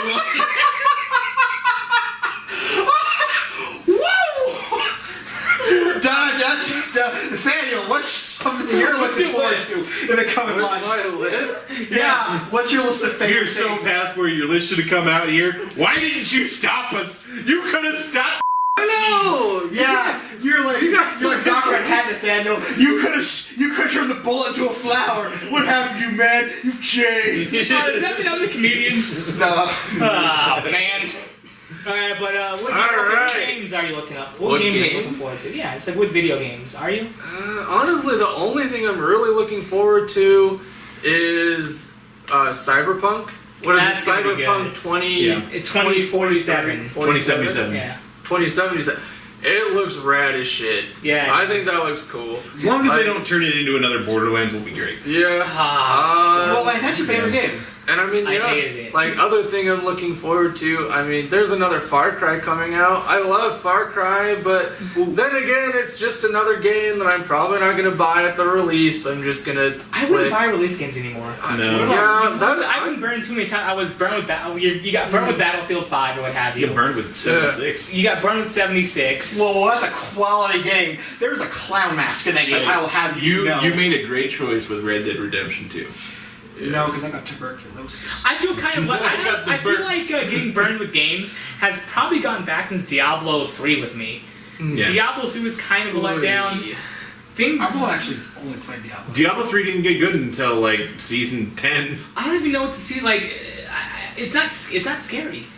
No, it's not meant to be. Well, no, it's because Diablo 1 spooky. Diablo 2 even still kind of spooky. Then Diablo 3 was just like a loot rush. Those games have their own purpose. Those games are fine, but it's almost like taking a series like Halo, for example. Yeah. If the fourth installment of Halo, instead of being Halo 4, was Halo Wars instead of its own separate thing, that would have been a huge letdown. Sort of because it changes the dynamic of the game so much. It's sort of like that. I think it's a very stiff challenge with Diablo 2, Diablo 3. One of the biggest things is your audience has changed. So Diablo 1, first of all, your gamer that sits down in front of his computer has hours. Like, we were kids. We were in school. So we come home, we play games for 6 hours, and like, no big deal. Like, that was our afternoon. Our current gaming situation is we may not be able to put even more than an hour in. So you're in a loot race trying to, like, maximize your gaming potential, if you will.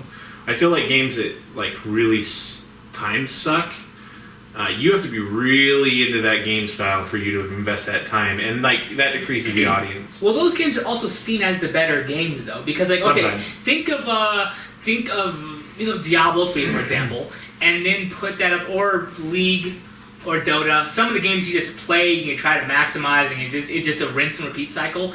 And then think of a game like Red Dead 2, where it is a bigger time suck, but they take their time to make it something beautiful instead of just something that's, I can just keep playing this and it'll just burn hours of my day. Which would you honestly rather have? A game as quality as Red Dead 2, or something you can just keep doing over and over again? So, one of the things about Diablo is there's a lot of options.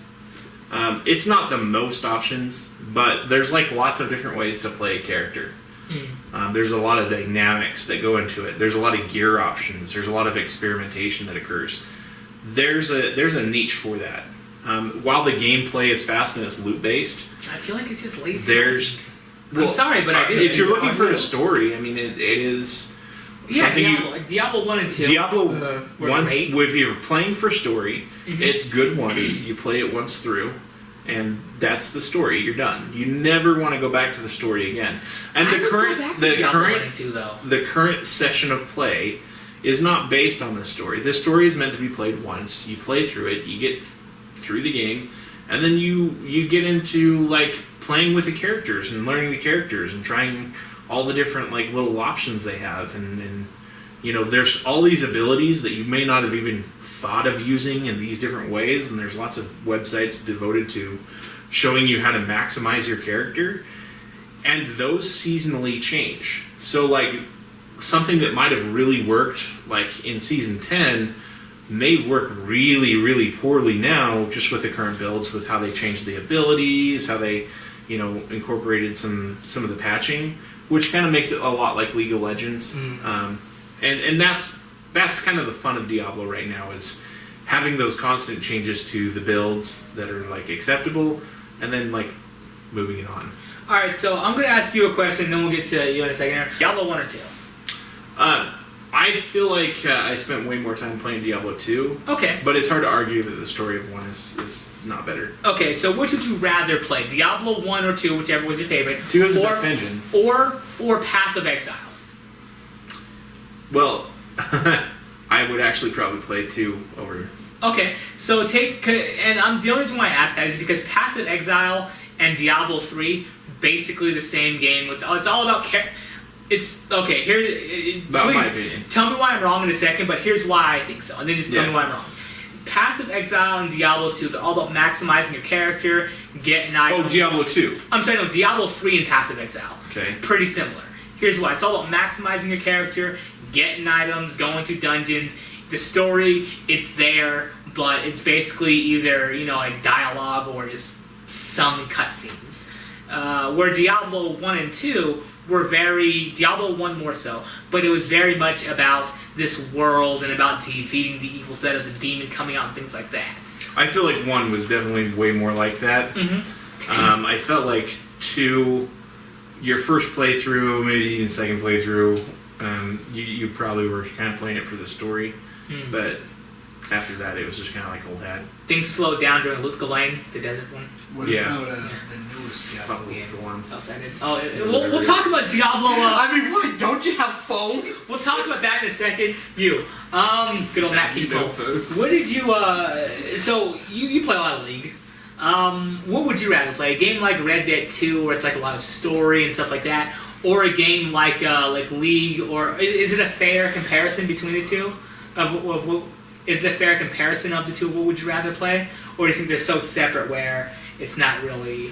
So you can almost say the type of gamer that I am is I always have my PvP game.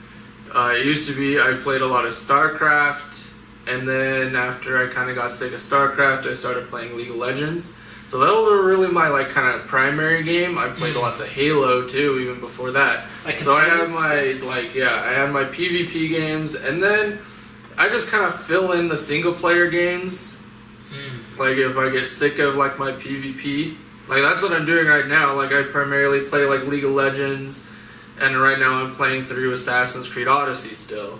Oh, so I guess we're flipped then. Yeah, it's So kind you of feel like they're flippy. two different niches. Yeah, They are. What you're in the I mood think for. they are. It's Yeah. all just Latin colors to me. Yeah, because that's really kind of how I play games.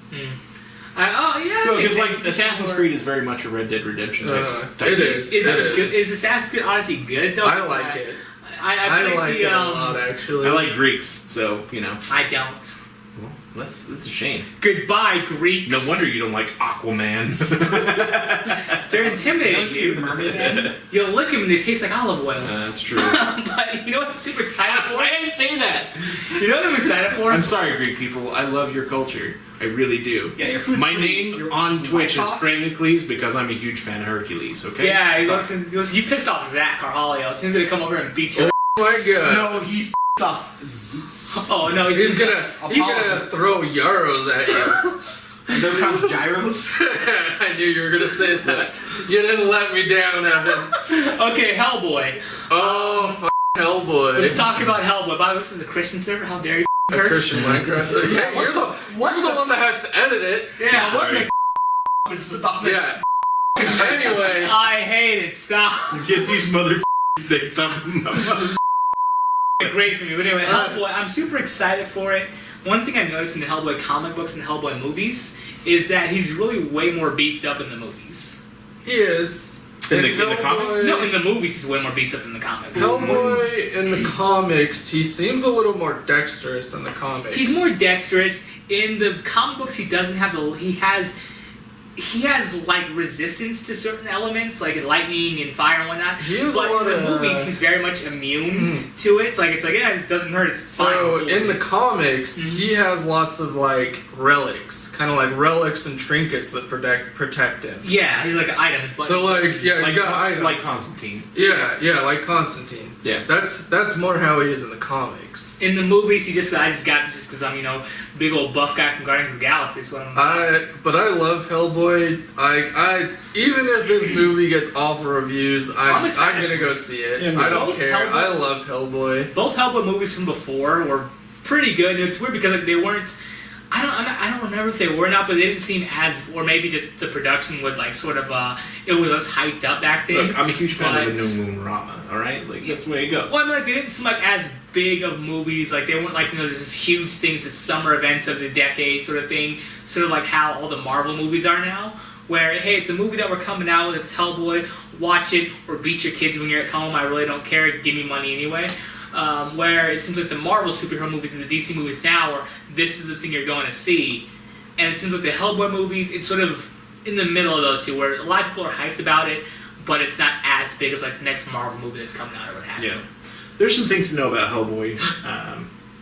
I think, like in the comics, he flexes between the invulnerable and the almost indestructible, or not the invulnerable, the vulnerable, but also indestructible at the same time. Not only just his fist, but like they describe him as like unkillable by magic means. Like you can't just take him out. You have to like beat the shit out of him. Also, in the movies or in the comics? In the comics. Okay. In the movies, he is much more of a, like, he can get beat up pretty severely. He never gets knocked down, though. Well, that's the only time he gets knocked down is when they use a special weapon to go at his heart. Yeah. So it was a very special case. But any other situation, I mean, he gets eaten, he gets blown up, he gets bloodied, but he never really takes damage. Do you think that's how they sort of... I mean, he was basically banging his head into an oncoming train as it passed over his head, getting his head knocked back every time. And, nothing. The back of his skull should have been blown out and his brain splattered on the ground. All the friction, remember? And it was so much friction that it made his horns like molten hot, and then he said something like, I'm gonna have a headache tomorrow. I think he had a cigar with I literally watched it over fire horn. I literally watched it over the weekend, and he says, I'm gonna feel that tomorrow. Well, so no, that's what I mean. Like, in the movies, he's way more indestructible than he is in the comics. He's taking trains to the face, and he doesn't care. Well, they describe him as indestructible in the comics, and the thing is like, even in the comics, he's been laying low in the comics before, though. You can bloody him, but you never really can destroy him. But like in the movies is what I'm like, how he's in the comics he's been bloodied a lot more, where in the movies Hellboy has been basically it's just him it's just him taking stuff and just waiting for it to be over, Mm-hmm. In the movies he's a lot stronger because he's immune to certain things. It doesn't really go into... In the comics he's immune to the same things. Well, lighting and he's fire. resistant to them. I was looking it up, and I was looking it up. He's resistant to them in the comics. In the movies, he's immune to them because there's been a lot of things in the comics that happened where he's been blasted by fire. Yeah, and then I thought he was immune to fire. No, that's in the movies. In the comics, I thought it was in both. Sorry. No, it's okay. In the movies, he's only immune to them, but. I feel like that's one of the big differences with it. And maybe just because of how they were doing movies back then, because it was also something how they couldn't really make it dark. Like, they didn't know how to make darker movies back then. Like how Daredevil was supposed to be like the dark movie of that time, and it was kind of silly or small. Well, Hellboy was kind of a dark movie, especially the second one. I mean, it was a really weird. As cheesy as like the Golden Army was, like I liked it. Some of the stuff and implications that they had through the whole series, like. It's implied that by helping him come back, by saving him, that they doomed the world. You know what it was? How they, why they weren't able to make darker movies back in like the 90s? Didn't have the sousaphone. You know what I mean, right? Every dark movie, when they have a trailer or they have something that's supposed to be dark, they blast that sousaphone as hard as you can, that tuba as hard as they can. This didn't have it back then, dude. It was all this Germans and lederhosen going. They don't have that. They didn't have the Inception noise. Yeah, like now even Mary Poppins that has Christopher Nolan.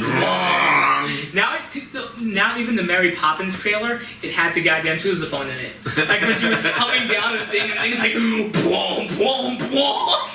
Every time I see that, watch your kids. Every time I see that, I want it to be a Guardians of the Galaxy 3 with him coming down. Mary Poppins, motherfucker.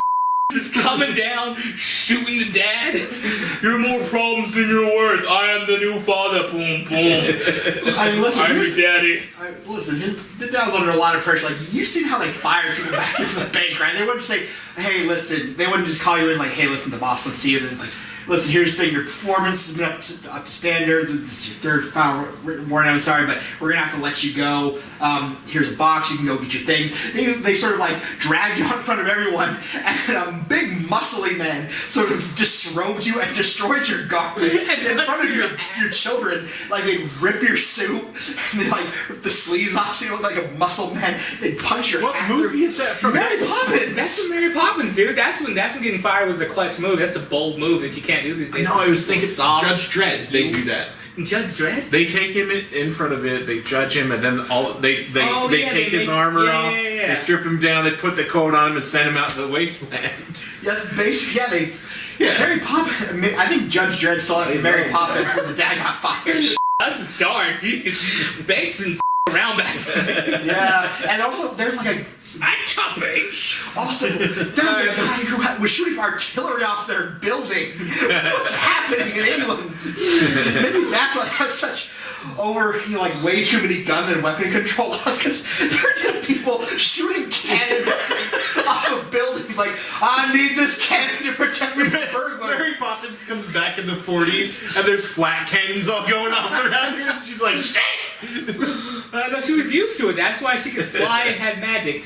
Back to Hellboy, what was sticking out for you? Are you excited about them switching actors? Do you feel like it's weird? Do you care about anything? I think the one issue they're going to have with this movie is separating it from the Ron Perlman, because it's not a continuation of the Ron Perlman series. No. No. No. No. This is not Hellboy 3, this No. is Hellboy different. I mean, you gotta separate it from Ron Perlman, you gotta separate it from Guillermo del Toro.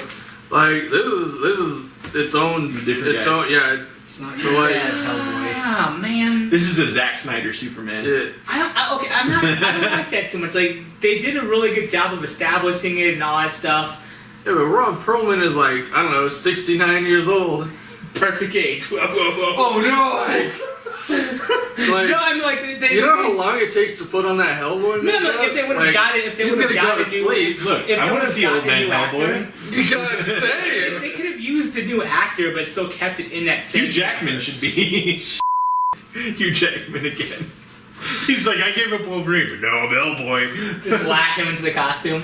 But no, I don't even want yeah, I feel this. like do you like that they're doing a reboot of it, or would you prefer? I just like that they're doing Hellboy. I don't give a I love Hellboy. Hellboy loves you. Good. But I don't like the Brandon Routh Superman movie. I hate it when they do a reboot only one movie into the new one. Like Spider-Man. Yeah, speaking of reboots. Go on. Jesus. Oh, we're just gonna talk about Spider-Man. No, it's been rebooted so many times. Yeah, it's been rebooted. It's like this is its fourth or fifth iteration of it, right? Yeah, listen, they struggled with Tobey Maguire. I don't know why they never get any other Spider-Man. I liked Homecoming. Did it have pizza time? Also, unlike that lame Spider-Man, Tobey Maguire could go like, you didn't have to have some stupid, a bunch of weird... That's how it should be. In the No, comics, listen, it's the mechanism. It's a feature. Also, you have to have a weird thing full of spider jizz in his That's head. how it was. That's how it was in the comics. That's how it is. I love in Civil War, they ask, is that coming out of you?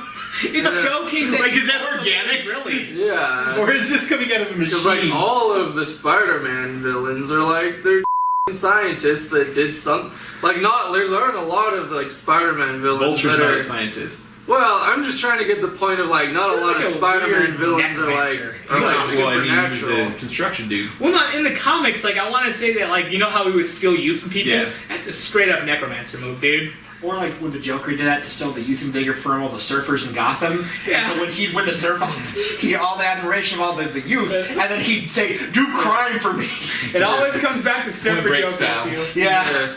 But with Spider-Man villains, like they kind of make a point of like something genetically went wrong, and they weren't born with this. It wasn't like this little baby was born with a scorpion tail. I think he's got it his whole life, and now he's gonna fight a Spider-Man. That's one thing I like about the Spider-Man villains more than a lot of the other ones is because it is something that they work towards. Like Dr. Octopus, straight up doctor who just had Octopus, the arm because it was 8 arms. Like, yeah, this makes sense to me. Venom was something that happened to them. All their stuff was a lot of times they have good intentions that go wrong, or they're evil to us, but their goals make sense to them. Instead of a lot of like the monster movie villains, like say some of the DC people like Steppenwolf or like Kill Condor, things like that, where they're just like, yeah, I'm just evil because I grew up different and mutated. Because I grew up on evil planets. Yeah, I grew up on evil planets. Where my mom said, listen, you gotta be evil. And it's like, yes, I'll be evil. You don't mess with Granny Goodness, alright? Yeah. Well, here's Yeah, the, what about really are they bringing Bonesaw back in any new Spider-Man movies? That's actually the guy that's gonna fight Thanos. You know when it's gonna be Thanos as Bonesaw. He's gonna show up. Thanos like, ooh, balance or whatever. Was He's it like, Sportsmaster shows up? No, Like, no. Yeah, DC. There you go. Was it? no, so what Thanos is gonna be doing is gonna be doing his weird purple guy shenanigans. Who's the guy in Taskmaster. Yeah. Taskmaster? listen, Sorry, here's- that's what I was trying to Here's, think of. here's how they're gonna win. I'm not saying he isn't. No, but, no, like, Evan's got Here's it. how they're gonna win the fight against Thanos, right? He's gonna be like, ooh, balance, blah blah blah. I'm Thanos. I'm weird, great man. And then all of a sudden he's gonna just How hear. dare you? That's my god. He's just gonna hear like sounds off in the distance, and then as he gets close, like sounds like carpentry sounds, like, and then as he approaches and walks into Thanos' little camp, he's like, "Hey there, brother, you're in for a world of hurt because now it's time for Bonesaw." And Thanos is just gonna like and disappear himself, Kill himself. This is like, and then his head's gonna fall. and then he's gonna look at the Infinity Gauntlet and then just crush it and throw it away like Goes the to garbage. saw it in is. half. Yeah. Alright, Well, but the whole- speaking of Thanos and the Infinity Gauntlet, who was somebody you were talking about this? Oh yeah. So Screwdeck does their death battles, and they recently featured Thanos with the Infinity Gauntlet versus Darkseid. Mm-hmm. And I have to say, as a United Front, I'm You know, pleased with the results. It made sense. I like who lost more, like as a character. Yeah. They're more like even before this whole. Oh, I know. You're a huge But- fan. I just, cause his motivation just made more sense. Absolutely. I liked everything he was coming from, but no, it totally makes sense. Yeah. I don't want to spoil it out there. I really recommend checking out the video. It's really cool. Screw Attack. They also they missed some math on the Superman vs. Goku Yeah. video, but in the end, it still would be the same result all time day. But Yeah. yeah, it's not. Even, Agreed. but yeah, it's not even close. It's he obviously would. Agreed. Yeah. Still check it out. Screw Attack, the Marvel's Thanos versus DC's Darkseid. Yeah. But yeah, it's I feel like if you want to like see, there's a very few number that I've disagreed with, but there have been a few standouts. Yeah. That I was like straight up no. yeah. Duke Guy versus Halo. No, Duke Guy would have killed Master Chief. Yeah, Owen. I think the one I had the most issue with was Spider-Man versus Batman. That was I'm taking it from the prep. I'm taking it from the view of no prep time. yeah. Straight up fight 1v1. Yeah. Spider-Man would have won, dude. Okay, why I not? hear what you're Batman's saying. all about coming back the second round and beating him up. Yeah, and First round, he always loses. Exactly. But So my That's biggest thing is like I feel like Batman has intuition that wasn't really factored in. He figures out what people like makes people tick very quickly, and he would have found a way to nullify. well, I think that one just powers versus powers. Yeah. And so that comes more into his prep time thing is, okay, if he's just out going around terrorizing the streets of Gotham, giving dime store robbers concussions and breaking people's arms just because he feels like it, would that kitted out version of Batman be able to take Spider-Man in any form? Also, the other thing is like prep time is one of Batman's superpowers. And he wouldn't have it in that Like situation. Justice League Doom, is a prime example. Also, the one thing I thought they did really well is I'm gonna defend Dawn of Justice all day because I thought it was a good movie. They did touch them And fairly well in Dawn of Justice. Batman has encountered like the Marvel Universe before. Who's to say he doesn't know what's up with Spider-Man already? Yeah, I like that in that crossover series, and we'll get off this in just a second. Yeah. They showed that Spider-Man was soundly able to defeat Wonder Woman, which makes sense. Mm-hmm. If you take into consideration that Wonder Woman, she's arguably the greatest fighter of the Amazons, but Spider-Man, he's really underrated, where he's been toe-to-toe with cosmic threats. So the one thing that you have to factor in, and the hardest part to nullify, is the spider sense. Yeah, that's definitely... The spider sense is the most overpowered thing in the Spider-Man character. But okay? also So like being able to anticipate threats and being able to identify them quickly, that's the thing that really kind of puts him over the top, because he completely disassembled his own team in Marvel Civil War. Yeah. And in the original series, I guess. Yeah. Not Civil War 2. Not the movie, not Civil War 2, but the Yeah. actual, the first Civil War. He completely, he takes it down to Iron Man, but everyone gets taken out by Spider-Man. Yes, and he basically tilts it into Steve Rogers' favor, and the only reason Steve Rogers doesn't win is because he gives it over to Tony. Yeah.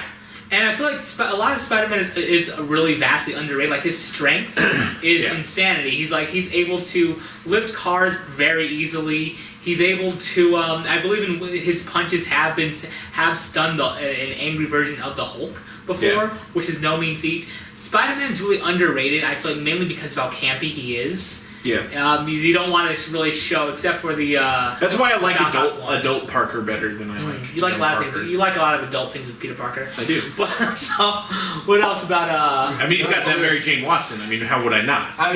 Skin tight suit. Oh yeah, when he's a big boy, he's got that. Well, Oh no. I mean, I was gonna say no. Like, quick thing while we're still on Spider-Man, Miles Morales. I went to see Into the Spider-Verse, and it was rad as. Well, okay, what did you like about it? What did I not like about it? Okay, here's the thing. Did they try to go woke with the movie? Huh? Did they try to become woke with the movie? Did it become a little bit more of a preachy sort of? Hey, Not really. No. Okay, good. Then No, not that really. is a really good sign. Oh my! No. I was afraid of that. I Anyway, was. They do that sometimes. Yeah, I know you mean. Yeah. Okay. Anyway, no, it was. You gotta keep those blacks It was down. really cool. It's like I thought you were talking about like Gwen Stacy or something. No. Gwen talking about Stacy Spider-Man. Listen, something like Yeah. We're second tier. But no, what I mean is like a lot of times, like movies, though. A lot of times with movies, we're number 2. Number 2's good. A lot of times those movies, like, they'll try to make too much of a big deal message, and I'm really glad you said it did.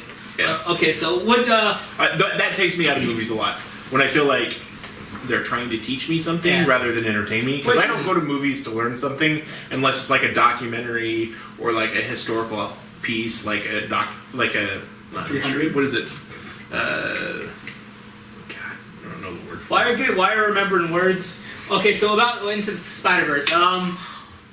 What did you like about, like, do you think that since they have sort of fleshed out Miles Morales a little bit, would he make a better, would he be able to take the place of Peter Parker in the live action universe, since he's kind of dead? Who wins in a fight? Peter Parker or Miles Morales? Yes, let's all ask you questions at the same time. I thought that's what you were asking. I mean, No, it would depend. Or Like, I mean, in Miles Morales' universe, he literally takes the place of Peter Parker because his Peter Parker dies. Like, Spoilers! that is not a spoiler. That's in the very first issue of Miles Morales' run. You're a piece Like, that's what literally happens in Peter his Parker universe. dies? Yeah. Like, And all? yeah. So his I'm just kidding. like that's how there's Miles different- Morales there's always different starts. iterations of Well, he's talking Miles about, like, the Morales. ultimate No, I understand. I understand. I'm just saying, like, Yeah. there's 2 Miles Moraleses at least. Yeah. Because The one in- Marvel just makes universes out of nowhere. Hey, they number them, it's fine. That's Like- I know, but like they're on Like 616 and shit. Okay, back to Into the Yeah. Spider-Verse. So like for the movie, like I mean again, it's not really much of a spoiler. Like yes, like he replaces Peter Parker in his universe because his Peter Parker dies, and like yeah, Miles Morales is a really strong like spider person. I mean. Like I don't know how familiar you are with like his powers, but like I mean he's got the super strength, he's got invisibility is what he has. Yeah. And he has like kinda He he can can fly. stun, he has like electrical pulses. Like these are Right. natural or is Yeah, it these like are his that? powers. Yeah, he's not like, these he are his doesn't have any powers. technology. Because he's not I'm Peter saying Parker. Like, yeah. like and they kind of even like they even expand upon that more that it's the Spider-Verse. Because you've got the Spider Noir, you've got Gwen Stacy. yeah, you've got Gwen Stacy, Spider-Pig from the Simpsons. Spider Ham, actually. What's up? And then you've got crap, Didn't wanna the get sued by Japanese Simpsons. one. Oh yeah, The Macaroni no, that's, money. that's, So what actually, that one that's actually is- just his name. That's a bold move on him. So what His that name is just the Japanese one. I forget what it is. No, that's the- it's also a future one. So in that universe, That's his name too. They just kind of named it. It's Yeah. the future one, the Japanese one. Yeah, The guy so anyway. that's kind of brown. It's fine. in that universe, someone like there's a little girl that befriends the spider. Ooh. So no one gets bit by the spider. She has a mech that Is that the the Japanese spider. one? Yeah, so like the Making sure we're spider, keeping up she's with like the lore of fucking Japanese friends people. with the spider, and the spider is like in a mech, Yeah. and like she's just friends with the mech, and What's like her name? So That's the mech is So no basically one like a has- spider super. no one has powers in that universe. I like 'cause, that like more. the spider didn't bite anyone. So What's that? What's that? It starts with an N, right? I can't remember This off is the gonna top bother of my me head. now. But she has a comic, like she has No, a it's really comic good. It's book. pretty good. It's really geared towards a younger audience who wants to get into it. It's very bubbly, Yeah. but it's you can tell they still did put effort and love into it, which that's one thing they do really well with a lot of the Spider-Man things, because Spider-Man is basically Marvel's flagship. They do a really good job with it. Kids love Spider-Man. Like actually talking Who about does that. love Spider-Man except for commies? So anyway, talking Racist about that, stuff. like, I have a You don't? coworker No. How dare you? that he brought his Stan Lee, 4-year-old man. to go Yeah. and see it. So I have a America. Look, No, it's Spider-Man. But go on. I'm interested in this. yeah. Anyway, I have a coworker that he took his 4-year-old to go see it, Mhm. and his 4-year-old loved it. Like the only part that he didn't like was he thought the part with the Green Goblin was scary. But other than that, he loved it. That's cute. No, like I mean, it's like they're relaunching their brand with the Spider-Verse. Who Really, is better, the Green Goblin in this movie or the Green Goblin from Tobey Spider-Man Maguire 3? ones? oh, and this What's his name? in this one, James the Green the Goblin. No, the Willem Dafoe. Yeah, Willem Dafoe, that guy. In this one, they did big, huge hulking. Oh, the one from the animated like, series, that yeah, 2012 animated series huge, one. like tall as a building, Green Goblin. They did that. Oh my god. Yeah, yeah. But he's not in it for very long though. Oh, okay. I mean, do you want to know who your big bad is? Yes. Okay, whisper it to it's me. too early to. Whisper it okay, to me. to do Stop. that. Well, afterwards. I'm not gonna say it out loud. No, just cut it out after. Yeah, just whisper it to me. I'm not No, gonna say it out loud. I just don't want to say it for the audience. So you can say it if you want. I'm not gonna but just cut cut it it out. This doesn't get edited. It's just thrown out. Okay. Even us talking about editing. No. Hey, let's edit this.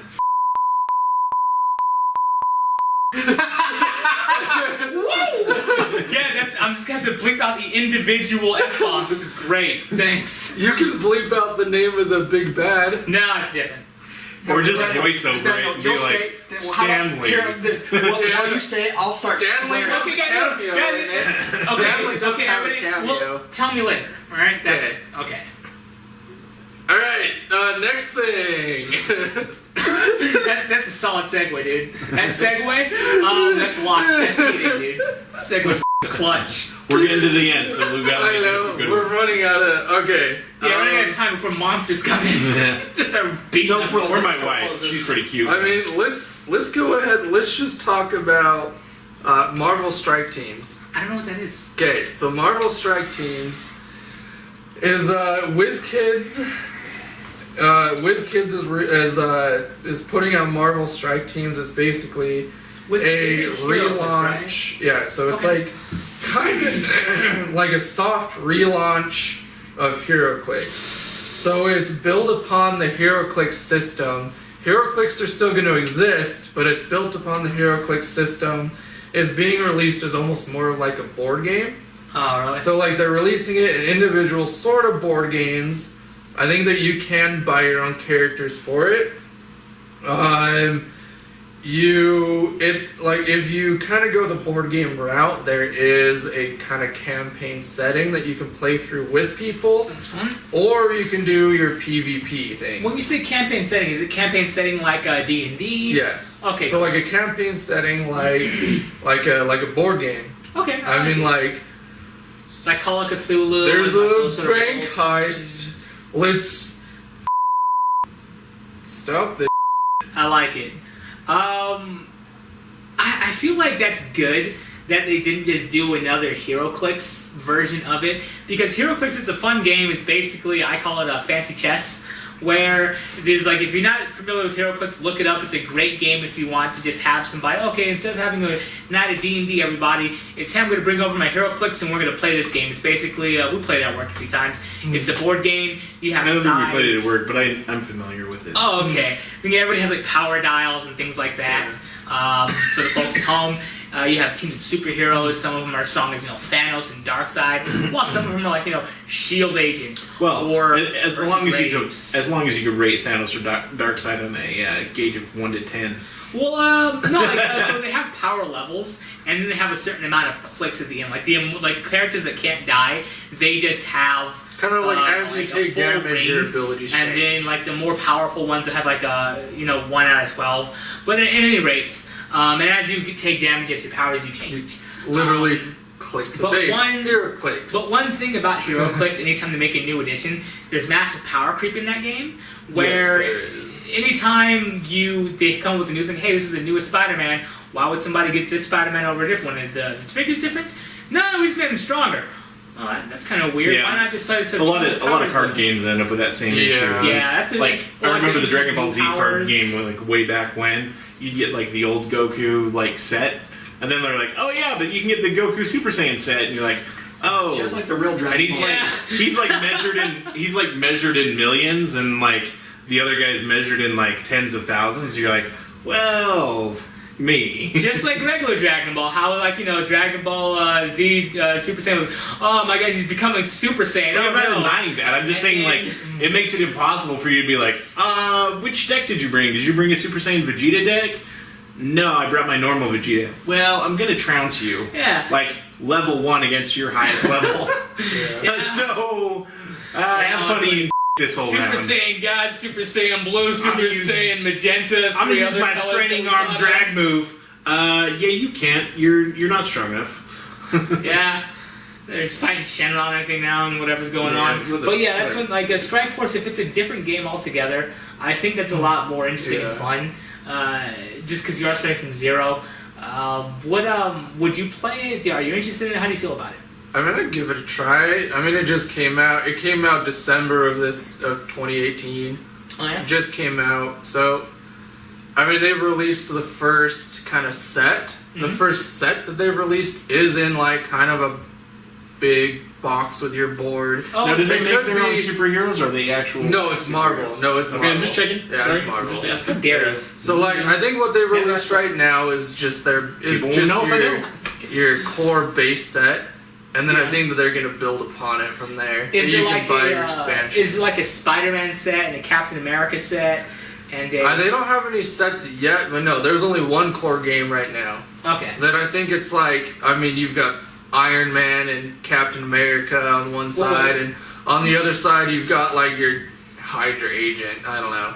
Okay. Like, it's just the your base core set that's come out right now. That's pretty cool. But I'm sure they'll expand upon it quite a bit more and come out with the expansions. It's called Marvel Strike Force? Yeah, Marvel Strike Teams. Oh, Marvel Strike Team. Marvel Strike Force. No, Marvel Strike Teams. Yeah. No, this is Marvel Strike Teams. And their commercials are always on. It's insane. I'm getting kind of tired of seeing Deadpool throw a grenade at the medic. And the medic like, and a real somber song. Medic. Oh, you're going to be okay. No, like the word like somber song. Like, I didn't sign up for SEAL to burger. And it's like the World Wildlife Foundation music in the background. Or those, those weird like Asian like the Sultan Quest or whatever, where it's like I had to try 20 times where I got a baby that didn't. I'm gonna try to put my baby juice in one of these ladies, and I have to figure out which one. Which one will give me an ugly? Which one will give me a pretty princess? An ugly prince. Do I take the slutty one or the one that looks like she's a peasant? Always the peasant. Yeah. So also, actually. Well, no, I mean like that too, but also they know more about the world. It's true. Yeah. It's true. They're nice. Look, they appreciate the things you do more. You know? They're like, hey, here's food, and they're like, holy shit. Like when I abduct homeless people, I want to, or when I abduct prostitutes, it seems like the homeless people are always nice, and the prostitutes like, I'm gonna call the cops. I know what civil services are. I've dealt with you before. You didn't pay me last time. I've dealt with you before. Just hurt me and get it over with. But anyway. So, Primal Strike Team. It seems fun. I'm excited about a new HeroClix game. One thing about HeroClix that also happens where you can buy yourself to victory every time. If you go out and buy a Thanos. So, would you guys like to hear a story about when we first started playing HeroClix? All right, tell us one without me. Okay. So, It's gotta be brief though. we all decided HeroClix looks like a cool, fun Marvel-based game. Right. So our little group of friends started buying little like boosters of HeroClix, and we would just play with our boosters. Lance was included in this too. He would just buy his boosters. We went one week to my friend's house to play, and Lance pulls out like 5 Supermans. He went online and bought like the 5 strongest Supermans, and from there it really just wasn't fun because of the power creep that, yeah, we would get totally f***ed by Lance's 5 Supermen. Phrasing. Gotta love stories that end with someone getting pounded by 5 Supermen. Yeah, and then I was getting pounded by 5 different real strong guys. I didn't like it, but I just took it. But I how could didn't stop have him? anything else I could do. I'm like, oh, there's this here. What am I gonna do with it? It's a real glory hole moment you've got yourself in there. Yeah, So what move? well, there's only one thing I can do. So what movie are you guys excited about coming out soon? That it's coming out? I don't. Well, let's see. There are a couple trailers that came out. Like, we already talked about Hellboy. There was also MIB International. I mean, I love Men in Black. Like, I feel like kind of going there's back to Hellboy. I feel love like Men in this is Black. like Independence Day. If it doesn't go a certain way, I don't think the audience. Yeah, Will Independence Smith the- in it. the- this- I said that too. I was This like, if new- Will Smith does not cameo in this, the series is not gonna Speaking of work. Will Smith, Ah, It's a Will Smith movie. Are we really going to talk about the Independence Day? No. You know what? He dies off screen. Yeah. All that they say is, "Oh He man, died in a training your accident." dad sure was a good guy. Too bad he died in that training accident." Yep. Well, I mean, he also asked for like the Will Smith I hated himself. it. He asked for like a gross amount of money. Yeah. And without Will Smith, Dude, why would you make? he was like the main star for that series. You I could mean, just had Will Smith in a fighter pilot outfit and just had him sort of like following around at the store, and you say Independence Day 2, it makes sense. he made an entire generation of people say "Welcome to Earth." See, I don't really. Really? I don't really You're care gonna about sit actors there that and be like, like, oh, "He's not worth the money." He's not, dude. He's absolutely once For you ask- that franchise, he No, was. once you ask for a certain amount of money, you're done. They should replace you with another guy. Just like how the Marvel movies, when the guy from the Snow Dogs movie, he asked for a bunch of money. They're like, no, we're getting Don Snow Cheadle. Dogs? Look, What is Cuba Gooding RDJ, RDJ got paid a gross amount of money. When people complained about it, he's like, "Oh yeah, I mean, I guess everyone should be paid pretty well." Yeah. And it was only when he was called out on it that he got changed. It was Come Cuba- on, it man, was you Cuba can't hold the Gooding double Jr. standard It was like Cuba that. Gooding Jr., who was in Iron Man 1, right? No, Who was it? Terrence Howard. Okay, Terrence Howard. It was in Yeah. was in the first one, and then he asked for like an insane amount of money, and it was, you know what, Don Cheadle, you're up. They should have did that with him. So here's the thing about that one. Okay, Terrence Howard, you have to respect the fact that like he understood War Machine is like a character that you can build off of. First of all, there's a whole series of comics after him. Yeah. He's a primary character in the Marvel universe. He could have had independent movies. He's just trying to leverage the deal. I can't disrespect that. I mean, that's Hollywood. That's the way Hollywood works. And I can totally respect how the producer of that movie was like, no, we're gonna. The same replace thing you Don happened with Cheadle. Edward Norton and Mark freaking Ruffalo. So, Edward Norton recognized that the Hulk was exceptionally marketable, and going into the Avengers films, he wanted more And money. they replaced him. I know. And that's what they should have done with Will Smith instead of just killing him off so screen. speaking of I'm Will just Smith, saying, risking that, you are missing an opportunity. If you're willing to But make the it can't franchise happen. good, you pay the money. but it doesn't work anymore though. It can. For who? Really? Sometimes it works. I like Superman, Brandon Routh, who was like the Superman, and then it's like, oh no, I just want more money, and no, well, let's get Henry Cavill, it's fine. Well, that one was arguably bad. What are you talking about, man? That one was good. Superman Returns? Yeah, Superman. Okay, here's why Superman Returns is good. Okay, then we gotta wrap it up after this because I get lost. But Yeah. Superman Returns is good, mainly because instead of rebooting for a story, they already understood. Yeah. If you don't know who Superman is, you're an idiot, and I don't care about you. You're likely not going to go to this movie anyway. We're going to start off Superman. He's already an established character. Lois Lane is already a thing in his life, and this is the adventure of the Superman. They got it. The Superman suit, it was as close to a comic book adaptation since Christopher Reeve's Superman. Yeah. Which that's obviously the gold standard. It wasn't too dark, but it wasn't not. And they had... I would disagree on the gold standard, but I agree. What, I get what you're saying. Reeves? I get what you're saying. Okay. And then they also had his iconic villain, Lex Luthor, doing a pretty iconic Lex Luthor plot that's super over the top and weird, and they brought in the potential of a young Superboy with that kid that was in there, Jason or whatever. It was a good movie, but it was, again, during that stage where, are we bringing in the sousaphone yet, guys? And then, So, I'll tell you why. I don't feel like it was as great a movie as you're portraying it. I understand your points, and I certainly agree. As a movie, if you're just expanding the movie universe as it was at the time, you are following the Gene Hackman, Lex Luthor model. Okay, you're trying to make as much of a Gene Hackman, Lex Luthor as possible. That's fine. Kevin Spacey did a great job of that. He definitely, the kryptonite. That was really ridiculous. Yeah, I get what you're saying. However, when you look at the actual comics and where Lex Luthor was at, it was not in line with where the comics were.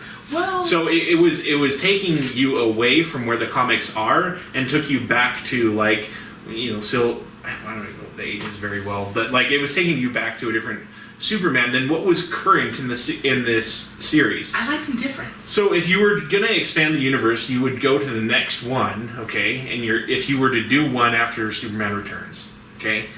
If you were to do one after that, and you kept that Gene Hackman Lex Luthor without going to the completely bald, super intelligent, much more in line with Man of Steel, well, not Man of Steel, Batman vs. Superman Lex Luthor, you're doing yourself a disservice. Well, why does it have to be the same universe? Why can't they be different? Are you saying that they should only be different because they are the same now? No, I'm just saying that they evolved and they didn't keep up with the evolution of the comic. Oh, okay. I like that it was different, mainly because it makes it make more sense to me, honestly, because it gives the movies more what I'm saying is, I get what you're saying with it. The only reason I disagree is because the comics at the time weren't matching what you were seeing on screen. Okay. And so if someone were to go and read the comics afterwards, they would be like, this isn't even the same character. Why is he so freaking cheesy on screen when here he's he's such a badass? Like Lex Luthor. Yeah. Specifically. Lex Luthor was way cool. And also they made Superman a real... he had his power suit at that point. He was formidable. He was constantly with Superman on a formidable level. Do you think he'll get his Superman suit in the newest... do you think he'll get his power suit eventually in the movies? I think it's set up to where it could.